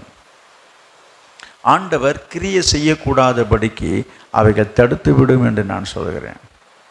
நான் கடந்த வாரத்தில் நான் சொன்னேன், கவனிங்க. எப்பொழுதுமே உன் வாழ்க்கையிலே அற்புதங்கள் நடந்து விடக்கூடாது என்பதற்காகத்தான் பிசாசு எப்பொழுதுமே உங்கள் குடும்பத்தில் இருக்கிற குடும்பத்தின் நபர்கள் மூலமாகவே அவன் வேலை செய்வான். அதற்கு நான் உதாரணமாக யோபு பற்றி நான் சொன்னேன். யோபுடைய வாழ்க்கையில் யோபுவை அழிக்க வேண்டும் என்பது தான் பிசாசுடைய நோக்கமாக இருந்தது. ஆனால் அதற்கு யாரை அவன் பயன்படுத்தினான்? அவன் தன்னுடைய மனைவியை தான் பயன்படுத்துகிறான். இவங்க சொன்னதானே, பொதுவாக எல்லாரும் அப்படி தான் நினைக்கிறாங்க. ஆனால் அந்த இடத்துல யோபு செய்த ஒரு நல்ல புத்திசாலித்தனமான காரியம், மனைவி பேச்சை கேட்கவே இல்லை. தெரியுதா உங்களுக்கு நான் சொல்கிறது? எங்கே வரேன் அப்படின்னா, இன்றைக்கி நிறைய பேர் சொல்லுகிற, விசுவாசிகள் சொல்லுகிற காரியங்கள் என்னென்னா, எனக்கு விசுவாசம் இருக்குதுங்க, நான் ஆண்டவரை நம்புகிறேங்க, நான் கர்த்தருக்கு உண்மையாக இருக்க விரும்புகிறேங்க, நான் கர்த்தரை பிரியப்படுத்த தான் விரும்புகிறேங்க, இப்படி தாங்க நடக்கணும்னு நான் விருப்பப்பட்டேங்க, என் குடும்பத்தில் இந்த கல்யாண காரியங்கள் இப்படி தாங்க செய்யணும்னு ஆசைப்பட்டேங்க, இந்த சாவு முதற்கொண்டு இறப்பை முதற்கொண்டு இப்படி தாங்க அடக்க போகணும்னு நினச்சாங்க. என்னங்க பண்ணுறது? எங்கள் மாமா வந்து இப்படி சொல்லிட்டாருங்க, எங்கள் சித்தப்பா வந்து இப்படி சொல்லிட்டாருங்க. நான் உங்களை சொல்கிறேன், யார் மூலம் வேண்டுமானாலும் உங்களை பேசுவார்கள், சொல்லுவார்கள், செய்வார்கள். இதோடு இல்லைங்க, இன்னொரு காரியம் சொல்கிறேன். விசுவாசிகள் பேசுகிற காரியம் இன்னொரு காரியம். அவங்க வாழ்க்கையிலே, இப்போ நீங்கள் இருக்கீங்க, உங்கள் வாழ்க்கையிலே உங்களுக்கு நிறைவேறாத காரியங்கள் பல இருக்கலாம். ஒருவேளை நீங்கள் சரீரத்தில் ஒரு முழுமையான விடுதலை பெறாமல், அதாவது சுகம் இல்லாமல் நீங்கள் இருக்கலாம். அல்லது உங்கள் குடும்பத்திலே நீங்கள் நினைத்த காரியங்கள் கைக்கூடி வராமல் இருக்கலாம். ஒரு திருமண காரியமாக இருக்கலாம், ஒரு குழந்தை பாக்கியமாக இருக்கலாம், அல்லது படிச்சுட்டு ஒரு வேலை கிடைக்காமல் இருக்கலாம், ஒரு நல்ல வருமானம் இல்லாமல் இருக்கலாம், உங்களுடைய வியாபாரத்தில் ஒரு நஷ்டம் ஏற்பட்டிருக்கலாம், ஒரு விவசாயத்தில் முன்னேற்றம் இல்லாமல் இருக்கலாம். இது போல் எந்த காரியத்தில் நீங்கள் குறைவுபட்டிருந்து சரி பரவாயில்லை என்று சொல்லி உங்கள் மனசை திடப்படுத்தி கொண்டு நீங்கள் அப்படியே அழகாக போய் கொண்டிருக்கும் போது அக்கம் பக்கத்தில் உள்ளவர்கள், நான் சொல்கிறது எதிர் வீட்டுக்காரன், பக்கத்து வீட்டுக்காரன், நீங்கள் வேலைக்கு போகிற இடத்துல இருக்கிறவங்க, சுற்றி உள்ளவங்க ஒரு மாதிரி பேசுகிறாங்க. நம்ம விசுவாசி வந்து என்கிட்ட சொல்கிறது, ஏங்க எனக்கு ஆண்டவரை புரியுது, எனக்கு எல்லாம் ஆண்டவரை நான் நம்புகிறேன், தெரியுது, போதுங்க. ஊரில் ஒரு மாதிரி சொல்கிறாங்க, பக்கத்து வீட்டில் ஒரு மாதிரி கேட்குறாங்க. இந்த மாதிரி என்ன கேட்குறாங்க, உன் பொண்ணுக்கு இவ்வளோ வயசாகிட்டுது, இன்னும் நீ வச்சுட்டு உட்காந்துருக்கிறேன்னு அவங்க கேட்குறாங்க. கஷ்டமாக இருக்குது. அவன் கேட்க மாட்டான். என்ன கேட்டால் அவங்க கேட்கக்கூடாது, அது வேறு விஷயம். அவன் கேட்டால் கேட்கட்டும் அப்படின்றது இல்லை. இவங்க என்ன சொல்ல வராங்கன்னு நான் சொல்கிறேன் பாருங்க.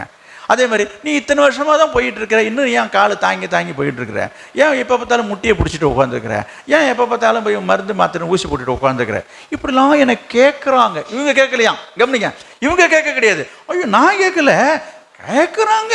எப்படி? அப்போ இதனுடைய நோக்கம் என்னன்றதை நான் சொல்லட்டுமா உங்களுக்கு? இவங்க கேட்டால் நான் என்னட்ட வந்து சொல்கிறாங்கன்னு வச்சுக்கோங்க, என்னை கேட்டால் நான் இதை திரும்பி கேட்டு விடுறேன். அதனால் அவங்க சொல்கிறாங்க. அவங்க சொல்கிறாங்களா? இவங்களே சொல்கிறாங்க. இப்படி சொல்லி எப்படி கொண்டாந்து நம்ம காட்டுறோம்? உன் மனசில் இருக்கிற அங்கலாய்ப்பையும் உன்னுடைய உப்பலையும் நம்ம வந்து கொட்டி தீர்த்துக்கிறோம். ஏன்னா நம்ம உங்கள் மனசுலேயும் இந்த கேள்வி வருது. இதை நம்ம நேராக கேட்டாக்கா விசுவாசி இல்லைன்னுவீங்க. நீங்களாம் உனக்கு விசுவாசம் இல்லைன்னுவீங்க, விசுவாசி இல்லைன்னுவீங்க. ஐயோ ஐயோ இது வேறையா?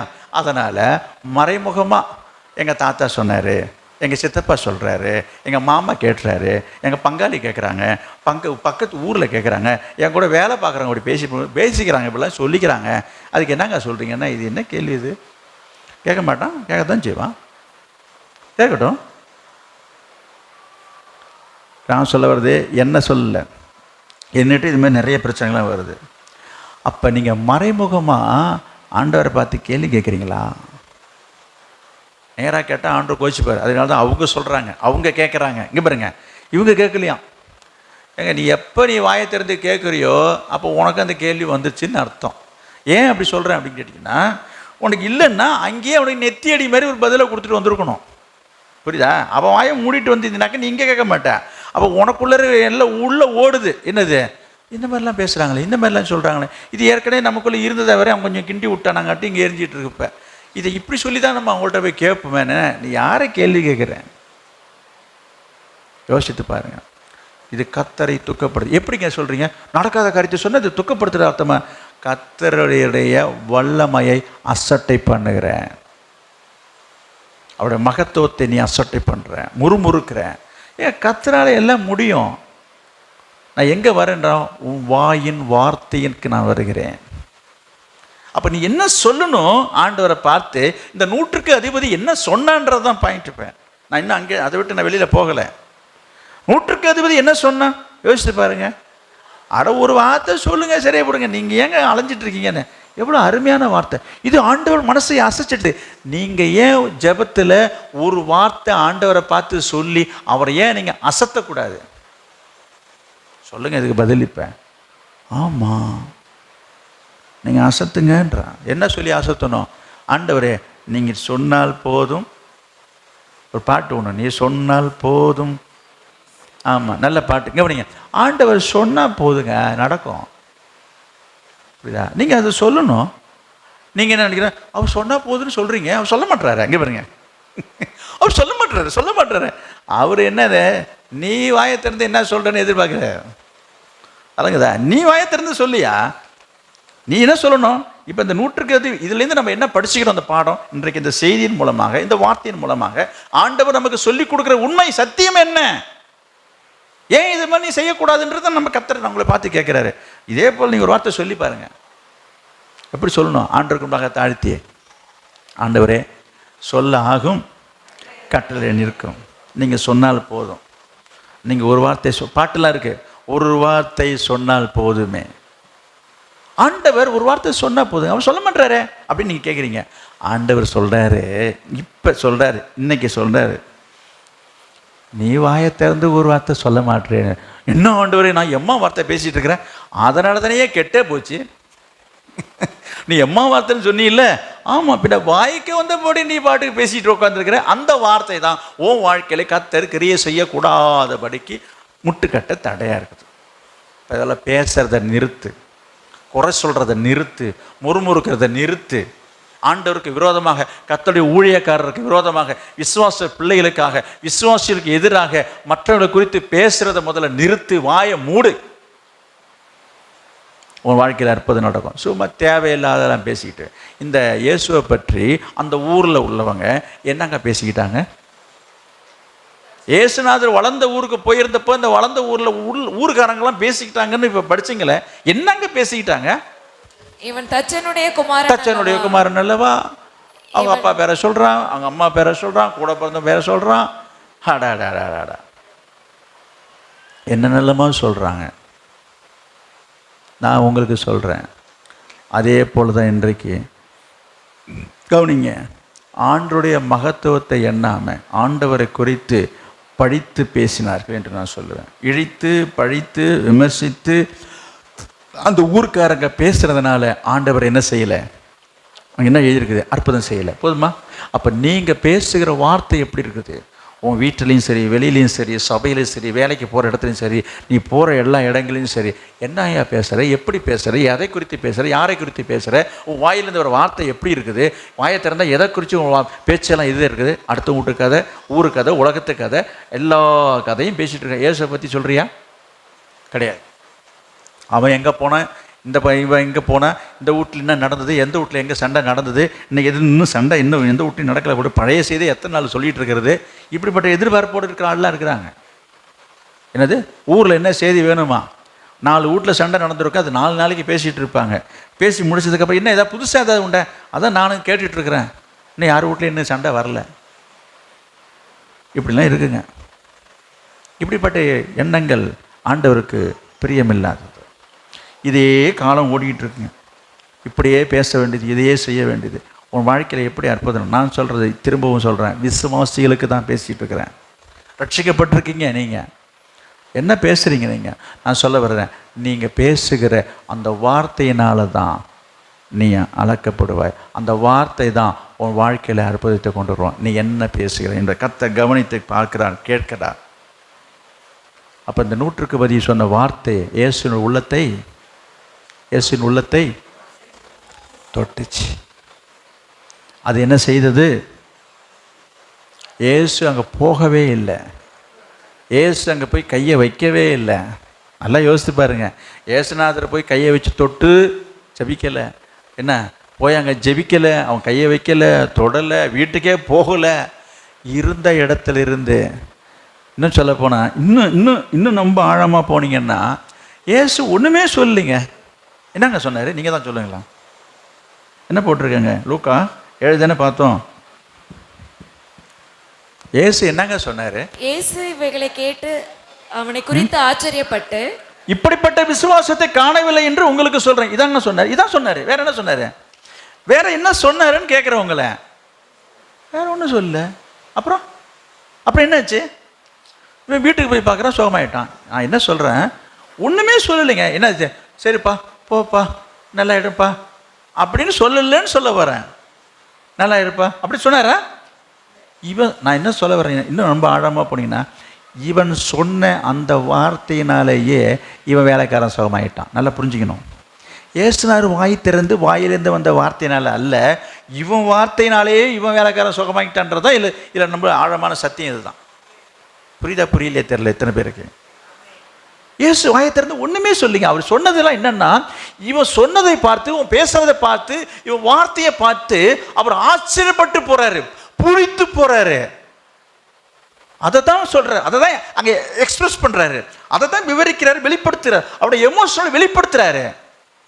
அதுக்கு மேலே அவர் ஒன்றுமே சொல்லவே இல்லை. அங்கே அற்புதம் நடந்துடுச்சுங்க. இப்போ நான் எங்கே வரேன்? அப்போ இந்த அற்புதம் நடக்கிறதுக்கு எது காரணம்? இந்த 100க்கு அதிபதி ஒரு வார்த்தை சொன்னான் பாருங்க. என்ன வார்த்தை சொன்னான்?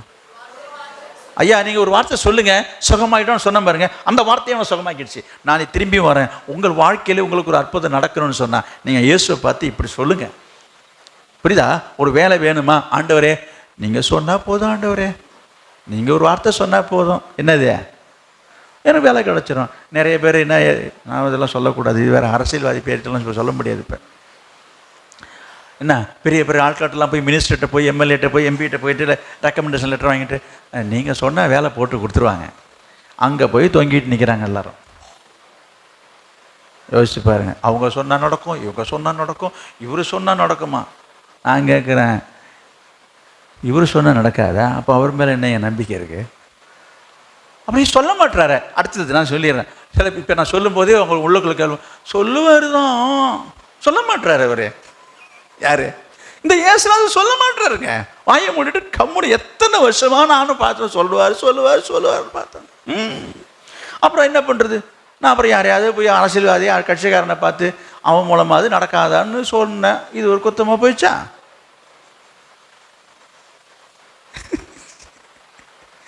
சொல்லுங்க. நீ என்ன சொல்லியிருக்கணும்? ஆண்டவர்கிட்ட சொல்கிறேன், ஆண்டவர் எதிர்பார்க்க என்ன சொல்லணும்? ஆண்டவரே அவர்கிட்ட பார்த்து இப்படி நீங்கள் சொன்னது உண்டா? ஆண்டவர் செய்வார்னு எதிர்பார்த்தீங்க, நான் அதை இல்லைன்னு சொல்லலை. உங்களுக்கு விசுவாசம் இல்லைன்னு நான் சொல்லலை, நம்பிக்கையெல்லாம் இருந்துச்சு. நீங்கள் உங்கள் வாயால் எப்படி சொல்லணும்? இப்போ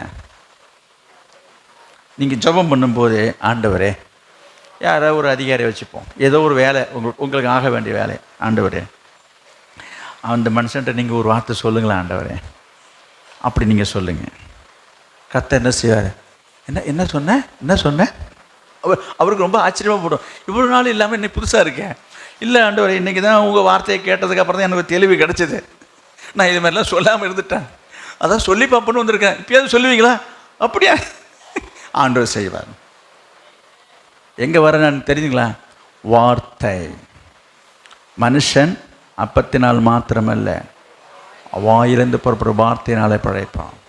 நான் இங்கே சொல்ல வந்தது என்ன, இங்கே யார் பிழைச்சதாக பார்த்துருக்குறோம்? அந்த வேலைக்காரன் பிழைச்சதை பற்றி பேசிட்டு வரேன். இந்த வேலைக்காரன் யாரால் பிழைச்சா நீங்கள் நினைக்கிறீங்க? நம்ம நினைக்கிறோம் இயேசுநாதர் நினைப்பீங்க நீங்கள். நான் இல்லைன்னு சொல்லலை. இயேசுநாதர் மூலமாக தான். நான் அவருக்குள்ள மகிமையே நான் எடுக்கவே இல்லை. ஆனால் இயேசு அங்கே கிரியை செய்வதற்கு காரணமாக இருந்தது எதுன்றது தான் பாயிண்ட். அவர் அங்கே கிரியை செய்வதற்கு காரணமாக இருந்தது அந்த 100க்கு அதிபதியினுடைய வார்த்தை தான் முக்கியன்றதை நீங்கள் கவனிக்க வேண்டும். இப்போவும் நான் சொல்கிறேன், உங்கள் வாயிலிருந்து புறப்பட்டு பெறுகிற வார்த்தை தான் உன் வாழ்க்கைக்கு, உன் குடும்பத்துக்கு, உன் பிள்ளைகளுக்கு அதிசயத்தையும் அற்புதத்தையும் ஆசீர்வாதத்தையும் கொண்டு வரும். உன் வாயத்திலிருந்து என்ன பேசிகிட்டு இருக்கீங்க? நீங்கள் என்ன பேசிகிட்டு இருக்கீங்க? அவிசுவாசமான வார்த்தையை பேசாதீங்க. இதை பேசின உடனே ஆண்டவர் கேட்டுக்கிட்டு கோச்சிட்டு போகிறவர். நம்ம அவிசுவாசமான என்ன, கர்த்தர் செய்வார் நானும் 10 வருஷமாக பார்த்துட்டேங்க, அவர் ஒன்றும் செய்வாருன்னு எனக்கு நம்பிக்கை விட்டு போச்சுங்க. இங்கே பாருங்க, நம்பிக்கையே விட்டு போச்சுங்க. இப்படி சொன்ன உடனே என்ன செய்வார் ஆண்டவர்? அப்படியே சரணுக்கு இறங்கி வந்து என்ன சொன்னேன்னு அவருக்கு வந்து அப்படியே டென்ஷன் ஆகிடுவாருன்னு நினச்சிட்டு இருக்காங்க. போயான்ட்டு போயிட்டே இருப்பார்.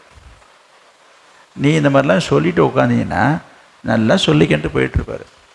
இது வந்து மனுஷிகமாக நீங்கள் நினைக்கிற எண்ணங்கள். இது தவறு, இது பாவம் என்று நிறைய பேருக்கு தெரிய மாட்டுது. கேட்டால் என் ஆதங்கத்தை சொல்கிறேன், என் அங்கலாய்ப்பை சொல்கிறேன், என் வேதனையை சொல்கிறேன், என் வருத்தத்தை சொல்கிறேன், இதை கூட சொல்லக்கூடாது. இங்கே பாருங்கள், இதெல்லாம் உங்களை சொல்லி பிசாசு உங்களை வஞ்சிக்கிறான், ஆணுடைய ஆசீர்வாதத்தை தடுத்து போடுறான். இன்றைக்கு கர்த்தருடைய வார்த்தை உங்களை நோக்கி வருகிறது. ஏன் இதெல்லாம் உங்களுக்கு தடையாக இருக்குது? ஏன் உங்கள் வாழ்க்கை நிறைய காரியங்கள் தடையாக இருக்கிறது? விசுவாசம் உள்ள வார்த்தைகளை பேசுங்க, விசுவாசத்தோடு அறிக்கையிடுங்க. கர்த்தர் உங்களோடு பேசுகிறார்.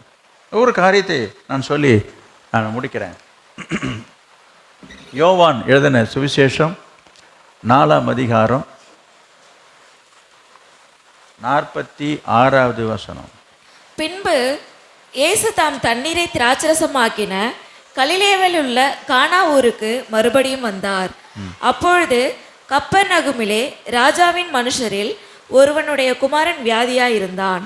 இயேசு யூதேயாவிலிருந்து கலிலேயாவுக்கு வந்தார் என்று அந்த மனுஷன் கேள்விப்பட்ட போது அவரிடத்திற்கு போய் தன் மகன் மரண அவஸ்தையாயிருந்தபடியினாலே அவனை குணமாக்கும்படி வர வேண்டும் என்று அவரை வேண்டிக் கொண்டான். அப்பொழுது இயேசு அவனை நோக்கி, நீங்கள் அடையாளங்களையும் அற்புதங்களையும் காணாவிட்டால் விசுவாசிக்க மாட்டீர்கள் என்றார். அதற்கு ராஜாவின் மனுஷன், ஆண்டவரே, என் பிள்ளை சாகிறதற்கு முன்னே வரவேண்டும் என்றான். இயேசு அவனை நோக்கி, நீ போகலாம், உன் குமாரன் பிழைத்திருக்கிறான் என்றார். அந்த மனுஷன் இயேசு சொன்ன வார்த்தையை நம்பி போனான். அவன் போகையில் அவனுடைய ஊழியக்காரர் அவனுக்கு எதிர்கொண்டு வந்து, உம்முடைய குமாரன் பிழைத்திருக்கிறான் என்று அறிவித்தார்கள். போதும், இன்னும் இருக்கு, படிக்க வேண்டியது இருக்கு, நேரம் ஆயிடுச்சு, கவனிங்க. இப்போ பாருங்க, கிட்டத்தட்ட அதே போல் ஒரு சம்பவம். என்னது இங்கே பார்க்குறோம்? மரண அவஸ்தையாயிரும். இங்கே பாருங்க, ராஜாவின் மனுஷரில் ஒருவனுடைய மகன் வியாதியாயிருந்தான். அப்படின்னா என்ன? ராஜா வீட்டில் இருக்கிற ஒரு மனுஷன், ராஜாவுடைய பிள்ளை இல்லை, ராஜா வீட்டில் இருக்கிற ஒரு மனுஷனுக்கு ஒரு பையன் இருந்தான், ஒரு குமாரன் இருந்தான். அவனுக்கு வியாதியாக இருந்தது, அவன் மரண அவஸ்தையாக இருந்தான். அவன் குணமாக வேண்டும் என்று சொல்லி அவரிடத்தில் வந்து வேண்டிக் கொள்கிறாங்க. அப்பொழுது இயேசு, கவனிங்க, இப்படி வந்து அவங்கள்ட்ட ரிக்வெஸ்ட் பண்ணிகிட்டு இருக்கும்போது 48 பார்த்தீங்கன்னா, அப்பொழுது இயேசு அவனை நோக்கி, நீங்கள் அடையாளங்களை அற்புதங்களை காணாவிட்டால் விசுவாசிக்க மாட்டீர்கள் என்றார். இங்கே கவனிங்க, அதாவது இப்போ நான் அந்த வார்த்தையெல்லாம் சொல்ல வரல. இயேசு அங்கே சம்திங் அங்கே பேசுகிறார். இவன் வந்து கூப்பிட்றான், அவன் குறைய சொல்கிறான். இயேசு என்ன செய்கிறாரு? அதுக்கு ஒரு ஒரு ஒரு பதில் என்று சொல்ல முடியாது, அவர் பதிலாக பேசுகிறார். என்ன பேசுகிறாரு? நீங்கள் அடையாளத்தை அற்புதத்தெல்லாம் பார்க்க மாட்டேன், விசுவாசிக்க மாட்டீங்கன்றார். ஏதோ பேசுகிறார். இது வந்து கிட்டத்தட்ட ஒரு பிரசங்கன்னு வச்சுங்களேன், ஏதோ ஒரு சத்தியத்தை சொல்கிறதான்னு வச்சுங்களேன், ஏதோ சம்திங் அவர் அங்கே பேசுகிறார். பேசும்பொழுது 49 பாருங்கள், அதற்கு ராஜாவின் மனுஷன், ஆண்டவரே, என் பிள்ளை சாகிறதற்கு முன்னே வர வேண்டும். இங்கே பாருங்க, வந்தாங்க, அவன் விஷயத்தை சொல்கிறான் ஆண்டவர்கிட்ட. நல்லா கவனிக்கணும். ஆண்டவர்கிட்ட வந்து வேண்டிக்கிறான்னு கூப்பிட்றான், வந்து நீங்கள் வந்து என் பையனை சுகமாக்குன்னு சொல்கிறான். அதுக்கு ஆண்டவர் என்ன செய்கிறாரு? இயேசு அவனை நோக்கி, இல்லை, அப்பொழுது இயேசு அவனை நோக்கி, கவனிக்க, திரும்ப படிக்க வேண்டாம். இயேசு அவனை நோக்கி இப்படி சொல்கிறாரு, ஒரு வார்த்தையை சொல்கிறாரு. இவ்வளோதாங்க, ஒரு 2 வார்த்தை சொல்கிறது கூட அவனுக்கு என்ன இல்லை, ஏங்க பொறுமை இல்லைங்க அதை கேட்குறதுக்கு. இங்கே பாருங்கள், இது எப்படி இருக்குது நான் சொல்கிறேன். ஏசு சொல்கிறாரு, அற்புதத்தை பார்க்கல, அடையாளத்தை பார்க்கலனாக்கா நம்ப மாட்டீங்க, போக மாட்டீங்கன்னாரு. இவன் என்ன பண்ணான்? டப்புன்னு முடுக்குன்னு என்ன பேசுகிறான் பாருங்க 49. அதுக்கு ஆண்டவரே, என் பிள்ளை சாவறதுக்கு, ஓ இங்கே பாருங்கள், இது எப்படி இருக்குது, இது எப்படி இருக்குண்ணா? இங்கே பாருங்கள், நான் என்ன பேசிகிட்டு இருக்கிறேன், இங்கே நின்று என்னங்க நீங்கள் பிரசங்கம் பண்ணிட்டு உட்காந்துருக்கீங்க. அங்கே உசுறு போயிட்டு இருக்குது, கேட்குறீங்களா உங்களுக்கு? அவன் உயிருக்கு உசுராடிட்டு உட்காந்துருக்கலாம். இப்போ தான் ஒரு பிரசங்கம் பண்ணிட்டு உட்காந்துருக்காரு அவர். புரியலை நான் சொல்கிறது? இப்போ சில பேர் நினைக்கலாம், நான் உபத்திரப்பட்டுட்டு உட்காந்துருக்கேன், அவஸ்தைப்பட்டு உட்காந்துருக்கிறேன், இவர் உட்காந்துக்கிட்டு மத்திய பாரு, லூக்காவை பாரு, யோவானை பாரு, என் வயிற்று வலி எனக்கு இல்லையா தெரியும். யார் இங்கே உட்காந்துருக்குள்ள தான் சொல்லிட்டு இருக்கிறேன். இங்கே இயேசுகிட்ட சொல்லி வாயை மூடுறதுக்குள்ளார இயேசு ஒரு வார்த்தை சொல்கிறார். சரி, சொல்கிறதான் கேட்போமே. அப்புறம் என்ன சொல்கிறான்னு கேட்கறதுக்கு பொறுமை இல்லைங்க. அந்த மனுஷன் என்ன சொல்கிறான்? பாருங்க, வள வேலைலாம் பேசிகிட்டு இருக்காதீங்க, நான் எக்ஸ்ட்ரா பேசுகிறேன், தயவு செய்து நினைக்காதீங்க. இங்கே சொல்கிற வார்த்தைக்கும் அடுத்த வார்த்தை அவன் பேசுகிறத பார்க்க போனேன்.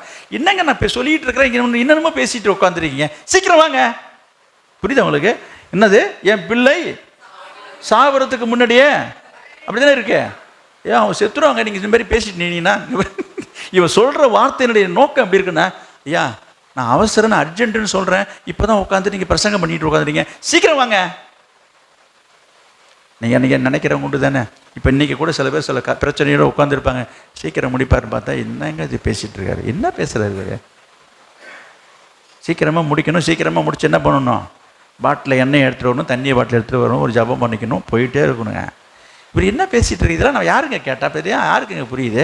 யோவானா, லூக்காவோ, மத்தேயு, இதெல்லாம் எனக்கு என் பிரச்சனை எனக்கு முதல்ல பின்னாகணும், சீக்கிரமாக எனக்கு சீக்கிரம் என் பிரச்சனை தீரணுங்க. யார் சொல்கிறது? அந்த மனுஷன் சொல்கிறான். என்ன சொல்கிறான் பாருங்க, ராஜாவின் மனுஷன், ஆண்டவரே என் பிள்ளை சாகிறதுக்கு முன்னாடி வாயானா, நீ செத்ததுக்கு அப்புறம் தான் ஒருங்கி போட்டிருக்கேன். ஊரில் ஒரு பேச்சு சொல்லுவாங்க, சாவுக்கு செய்தி சொன்னால் கருமாதிக்கு வருவாங்க. நம்ம ஆண்டவர் அப்படி தான் வந்தார்.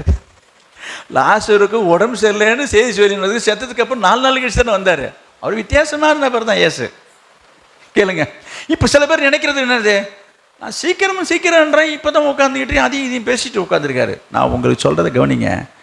ஏசு சொல்கிறதை நீங்கள் கவனிக்கணும், ஏசு சொல்கிற வார்த்தைகளை நீங்கள் கேட்கணும். இன்றைக்கு நான் பேசிக்கிட்டு இருக்க இந்த வார்த்தையை கவனமாக கேட்டிங்கன்னா தான் உன் வாழ்க்கையில் அற்புதம் நடக்கும். நீ நினைச்ச காரியம் நடக்கும். ஞாபகம் வச்சுக்க. சும்மா நான் அனாவசியமாக வளவலன்னு நான் பேசிகிட்டு இருக்கிறல. சிலருக்கு இந்த காரியங்களுக்கு எப்படி நீங்கள் செவி சாய்க்கிறீங்கன்ற கர்த்தர் பார்க்குறாரு. இயேசு அவனை நோக்கி 50வது வசனம், இயேசு அவனை நோக்கி நீ போகலாம், உன் குமாரன் பிழைத்திருக்கிறான் என்றார். அந்த மனுஷன் இயேசு சொன்ன வார்த்தையை நம்பி போனான். எதை நம்பி போனான்? வார்த்தையை நம்பி. இப்போ என்ன சொல்ல வரேன்னா, இயேசுக்கு ரொம்ப வருத்தமாக போச்சு. என்னது, இயேசு அவன் வீட்டுக்கு போய் ஜெபம் பண்ணலான்னு இருந்திருப்பார். இவன் ரொம்ப அர்ஜென்ட் படுத்தணும்னு என்ன பண்ணார், ஓ ரொம்ப அவசரமா, சரி பண்ணி போ, இங்கே பாருங்க, சரி சரி நீ போ. என்னங்க நீ போக சொல்கிறீங்களே, அட போப்பா, சரியாயிட்டான், நல்லா ஆயிட்டான், போப்பா. என்னது, போகலை, அவனை போய் பார்க்கலை, தொடலை, கையை வைக்கல, ஜெபம் பண்ணலை. இயேசு என்ன சொல்கிறாரு, நீ போகலாம். இருக்கா வசனம், நீ போகலாம், உன் குமாரன் பிழைச்சிருக்கிறான், போயா. இவ்வளோதாங்க. அவன் என்ன செய்தான், அந்த வார்த்தையை நம்பி போனான். நான் சொல்கிறேன், இன்றைக்கு நீங்கள் இங்கே வந்திருக்கீங்க எல்லாம், இன்றைக்கு இந்த வார்த்தையை நம்பி நீங்கள் போங்க. அல்லேலூயா. இந்த வார்த்தையை நம்பி உங்கள் வீட்டுக்கு போனீங்கன்னா நீ அற்புதத்தை பார்க்கலாம். புரியுதா? சும்மா நான் கதை பேசிகிட்டு இருக்கல. இந்த பாருங்க, என்னங்க இது, ஒரு வீட்டுக்கும் வரல, ஒரு ஜெபம் வைக்கல, ஜெபம் அதெல்லாம் வேணும் தான், நான் வேணான்னு சொல்லலை. கவனிங்க, முதலாவது கர்த்தருடைய வார்த்தையை நம்புங்க. அந்த வார்த்தையை நம்பி அவன் போனான். என்ன நடந்தது? அற்புதம் நடந்தது. அவன் வீட்டிலேருந்து ஆள் வருது. எதுக்கு? ஆமாம், செய்தி, நல்ல செய்தி கொண்டு வராங்க. ஏன்ப்பா என்னாச்சு? பையன் நல்லாயிட்டான். இவனை பாருங்க, எத்தனை மணிக்கு, அது எப்போ அங்கே இருக்கு. அவன் சொல்கிறான், நேற்றுக்கு அங்கே இருக்கு பாருங்க, உன் குமாரன் பிழைத்திருக்கிறான் என்று இயேசு தன்னுடனே சொன்ன மணி நேரம் அதுவே. அவன் கேட்குறான், அப்போ நேற்று 7ஆம் மணி நேரத்தில் ஜுரம் அவனை விட்டது. அவன் நேரத்தோடு சொல்கிறான். அப்படியா? அப்போ நான் இயேசுகிட்ட பேசிகிட்டு இருக்கும்போது மணி 7, அப்போ தான் ஜுரம் விட்டுருச்சான். ஆமாம். அவர் அங்கே இருந்துக்கிட்டு ஒரு வார்த்தையை சொல்கிறாரு, நடந்து போச்சுங்க. நான் என்ன சொல்ல வரேன், இதில் இன்னும் நிறைய காரியங்களை நம்ம பார்க்க வேண்டி இருக்குதுங்க. ஒரு வீட்டுக்கு இயேசுநாது வரேன்னு சொன்னார், வரவேணான்னு சொல்லிவிட்டு நீங்கள் ஒரு வார்த்தை சொல்லுங்கன்னு அவன் சொல்கிறான். யார்? நூற்றுக்கு அதிபதி சொல்கிறான், நீங்கள் ஒரு வார்த்தை சொன்னால் போதும்னு சொல்கிறேன். இவன் என்ன சொல்லிட்டு இருக்கிறான், நச்சரிச்சிக்கிறான். நீங்கள் வீட்டுக்கு வாங்க, செத்துருவோம் போடுறீங்க, வாங்க வாங்கன்றாரு. இந்த நார் இயேசுநாதர் போக மாட்டுறாரு. புரியல என்ன சொல்கிறது. இங்கே இயேசுநாதர் போகவே இல்லை, வந்த வழியிலே நின்றுட்டு ரொம்ப அவசரப்படுத்துற மாதிரி தெரியுது. தம்பி நீ போப்பா, நீ போயிட்டு வா, போ, நல்லாயிட்டான் போ. இங்கே நீ போன்றாரு, நல்லாயிட்டான்னு இவர் சொல்கிறாரு. அங்கே நான் வரேன்றாரு, கிட்ட வந்துட்டாரு. என்னது, அவன் சொல்கிறான் வர வேணான்னு. வித்தியாசமாக இல்லை? யோசித்து பாருங்க. ஆண்டவர் உங்கள் வாழ்க்கையில் செய்கிற காரியம், நான் இதில் உள்ள கருத்தை நான் சொல்ல வந்தது என்னென்னா, ஆண்டவர் சொல்கிறத முதல்ல கவனித்து கேட்கணும். ஆண்டவர் சொல்கிறத கேளுங்க. ஆண்டவர் சொல்கிறத நம்ம அலட்சியப்படுத்தக்கூடாது. இவர் அலட்சியப்படுத்துகிற மாதிரி தான் பேசினா, அவனோட அவசரத்தை பார்த்து ஆண்டவர் என்ன செய்தார், அவனுக்கு இரக்கம் செய்தார். அங்கே ஒரு அற்புதம் நடக்கிறதை பார்க்குறோம். நான் முக்கியமாக சொல்ல வந்தது என்ன, அவருடைய வார்த்தையை நம்பி போனான். நான் உங்களுக்கு சொல்கிறேன், கர்த்தருடைய வார்த்தையை நம்புங்க. அந்த வார்த்தை மேலே நம்பிக்கை இருந்ததுன்னா நீங்கள் உங்கள் வாயிலிருந்தும் நல்ல வார்த்தை வரும். அந்த வார்த்தையை கொண்டு ஆண்டவர் என்ன செய்வார், அந்த வார்த்தையை கொண்டு என்ன செய்வார் ஆண்டவர், அற்புதம் செய்வார். எந்த வார்த்தையை கொண்டு? இப்போ நான் 2 காரியம் சொன்னேன். அந்த கானானிய ஸ்திரின்னு சொன்னேன், அங்கே நூற்றுக்கு அதிபதி சொன்னேன். அப்போ அந்த வார்த்தை தான் அவரோட வாழ்க்கையிலே அற்புதத்தை கொண்டு வந்தது. இன்றைக்கு உங்கள் வாயிலிருந்து வருகிற வார்த்தை தான் உங்கள் வாழ்க்கையில் அற்புதத்தை கொண்டு வரும். நான் கடைசியாக சொல்லி முடிக்கிற ஒரு காரியத்தை பாருங்கள்.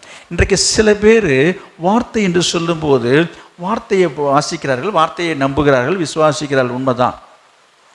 ஒரு வசனம் இருக்குது, கர்த்தர் எனக்காக யாவையும் செய்து முடிப்பாருன்னு சொல்லிட்டு போய் ஒரு தலைக்கு ஒரு தலைவாணி, காலுக்கு 2 தலைவாணி வச்சுட்டு தூங்கிக்கிட்டு, என்னப்பா தூங்கி இருக்கேன்னு கேட்டாக்கா, அதெல்லாம் ஆண்டவர் எனக்காக செய்வாருங்க.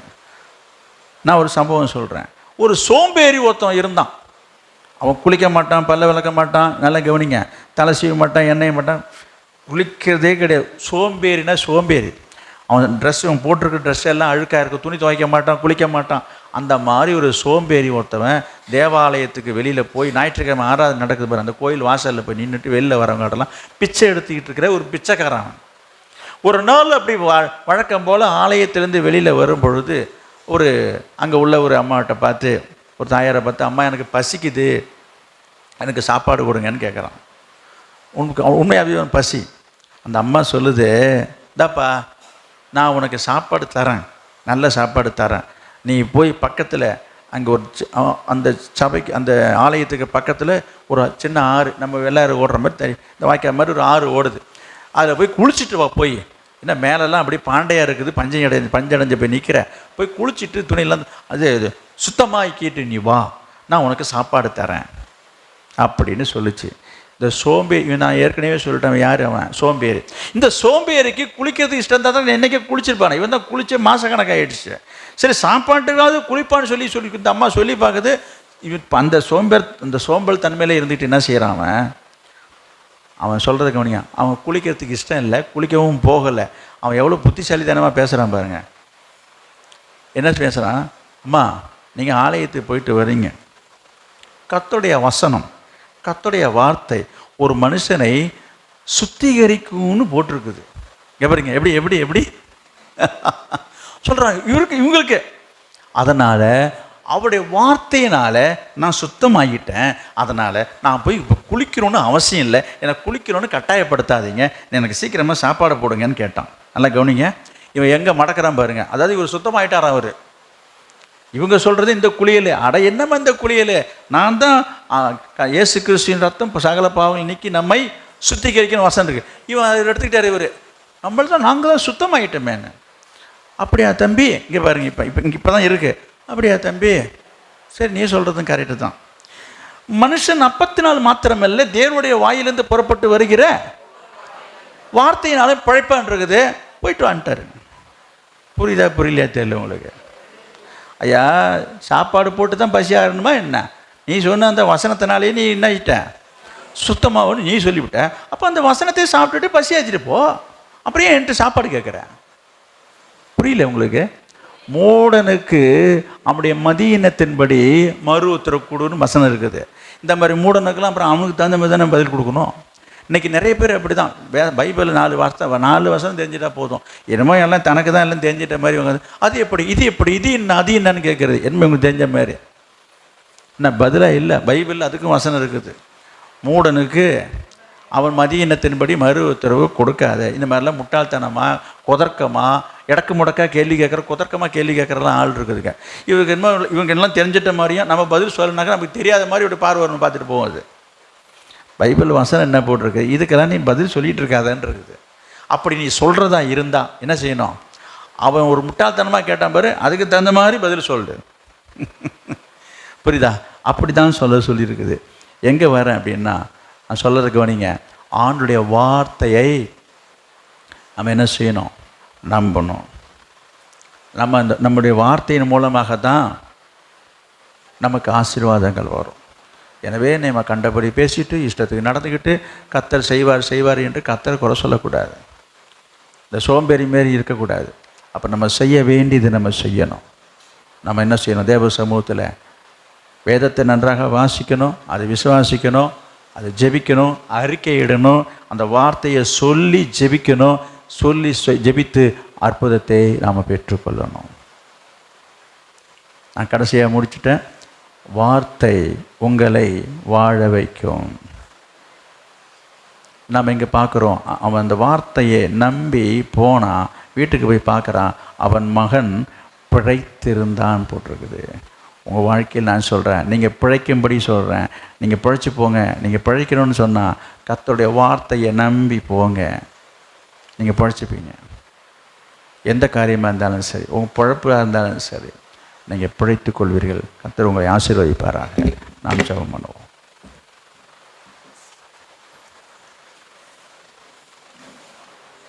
ஸ்தோத்திரம் ஆண்டவரே.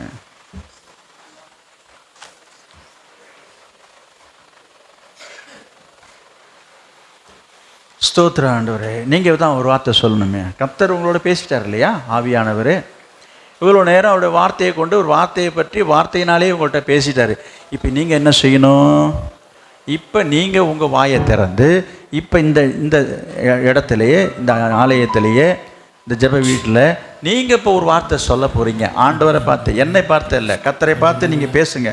கர்த்தரை பார்த்து சொல்லுங்கள். நீங்கள் சொல்கிற வார்த்தையின் மூலமாகத்தான் உன் வாழ்க்கையிலே, உன் குடும்பத்தில் அற்புதம் நடக்க போகுது, அதிசயம் நடக்க போகுது. பிரைஸ் எல்லாம், ஹல்லேலூயா, பிரைஸ் எல்லாம். நீங்கள் சொல்கிற வார்த்தையை பார்த்து தான் இருக்குது. என்ன வார்த்தை சொல்ல போகிறீங்கன்னு தெரியலையே. நீங்கள் சொல்லுங்கள். கானானிய ஸ்திரீ சொன்னா, 100க்கு அதிபதி சொன்னா, அந்த வார்த்தையினால் அற்புதத்தை பெற்றுக்கொண்டாங்க. நீங்கள் என்ன வார்த்தை இப்போ சொல்ல போகிறீங்க? ஆண்டவரை பார்த்து என்ன சொல்ல போகிறீங்க? சொல்லுங்க. என்னட்ட சொல்லாதீங்க, ஜெபத்தில் சொல்லுங்க. இப்போ சொல்லுங்க, இங்கே சொல்லுங்க. சொல்லிட்டு போய் வீட்டில் போய் பாருங்க, அற்புதம் நடக்கும். ஓ ரிபாலாதார சந்தனமலாதிராக.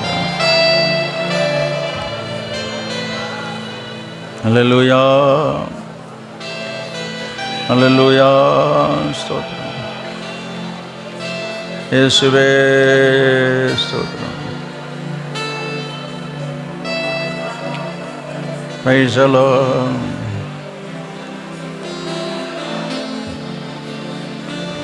ஸ்தோத்திரம் ஆண்டவரே. சொல்லுங்க, வாயை திறந்து சொல்லுங்க. உன் வாழ்க்கையில், உன் குடும்பத்தில் நன்மை வேண்டுமா? அற்புதம் வேணுமா? அதிசயம் வேணுமா? விடுதலை வேணுமா? சுகம் வேண்டுமா? உன் வியாதி குணமாகணுமா? நோய் குணமாகணுமா? குடும்பத்தில் சமாதானம் வேண்டுமா? உனக்கு நல்ல வேலை கிடைக்கணுமா? நல்ல வருமானம் கிடைக்கணுமா? உன் கடன் பிரச்சனைலேருந்து உங்களுக்கு விடுதலை வேணுமா? உன் வியாபாரத்தில் நஷ்டம் நீங்கணுமா? நீ செய்கிற தொழிலில் நல்ல முன்னேற்றம் வளர்ச்சி வேண்டுமா? ஓ, உன் குடும்பத்தில் சமாதானம் வேண்டுமா? உன் பிள்ளைகளுடைய திருமண வாழ்க்கை ஆசீர்வதிக்கப்படணுமா? உன் கற்பத்தின் கனி ஆசீர்வதிக்கப்படணுமா? என்ன வேண்டும் உனக்கு? உன் வேண்டுதல் என்ன? ஆண்டவர் கேட்குறார். ஓ, நீ சொல்லுகிற வார்த்தையில் தான் இருக்கிறது அது நடக்கும் நடக்காதுன்றது. இன்றைக்கு இங்கே நீங்கள் என்ன சொல்லிட்டு போகிறீங்களோ அதுதான் உங்களுக்கு நடக்கும். பிரைஸ் அல்ல. கர்த்தர் உங்கள் வார்த்தையை கவனிக்கிறார். கர்த்தர் உங்கள் வார்த்தையை கேட்கிறார். இப்பொழுது நீங்கள் சொல்கிற வார்த்தையை கர்த்தர் கவனித்து கேட்டுக்கொண்டிருக்கிறார். பிரைஸ் அல்லாஹ், பிரைஸ் அல்லாஹ். நீங்கள் சொல்லுங்கள், நீங்கள் சொல்லுங்கள். பிரைஸ் அல்லாஹ், ஹல்லேலூயா, ஹல்லேலூயா. ஓ ஜீசஸ், பிரைஸ் அல்லாஹ், பிரைஸ் அல்லாஹ். ஸ்தோத்திரம் ஆண்டவரே, மக்கு ஸ்தோத்திரம். ஓ ரீபாலதார சந்தனமனாடி ஆகரவரா. ஜீசஸ், ஹல்லேலூயா, ஹல்லேலூயா. ஸ்தோத்திரம் ஆண்டவரே, மக்கு ஸ்தோத்திரம். ஹல்லேலூயா. நீங்கள் சொல்கிற வார்த்தையை கர்த்தர் இப்போது கவனித்து கேட்டுக்கொண்டிருக்கிறார். நீங்கள் சொல்கிற விதம் இருக்கு. கர்த்தருக்கு முன்பாக உங்களை தாழ்த்தும் அடையாளமாக முழங்கால படியிடுங்க. உங்களால் முழங்கால படியிட முடியலன்னு சொன்னால் எழுந்து நின்று கொள்ளுங்க. நீங்கள் சொல்கிற விதத்தை பார்த்து தான் கர்த்தர் உங்களை நடத்துவார். நீங்கள் சொல்லுகிற நடந்துக்கிற விதத்தை பார்த்து தான் கர்த்தர் உங்களை நடத்துவார். ஓரி கபராதி சந்தனமனாதியாத. நீங்கள் சொல்கிற வார்த்தை என்ன என்பதை நான் கேட்கல, கர்த்தர் கேட்டுக்கொண்டிருக்கிறார். கர்த்தர் கேட்கும்படி பேசுங்க, சொல்லுங்க, ஜெபிங்க.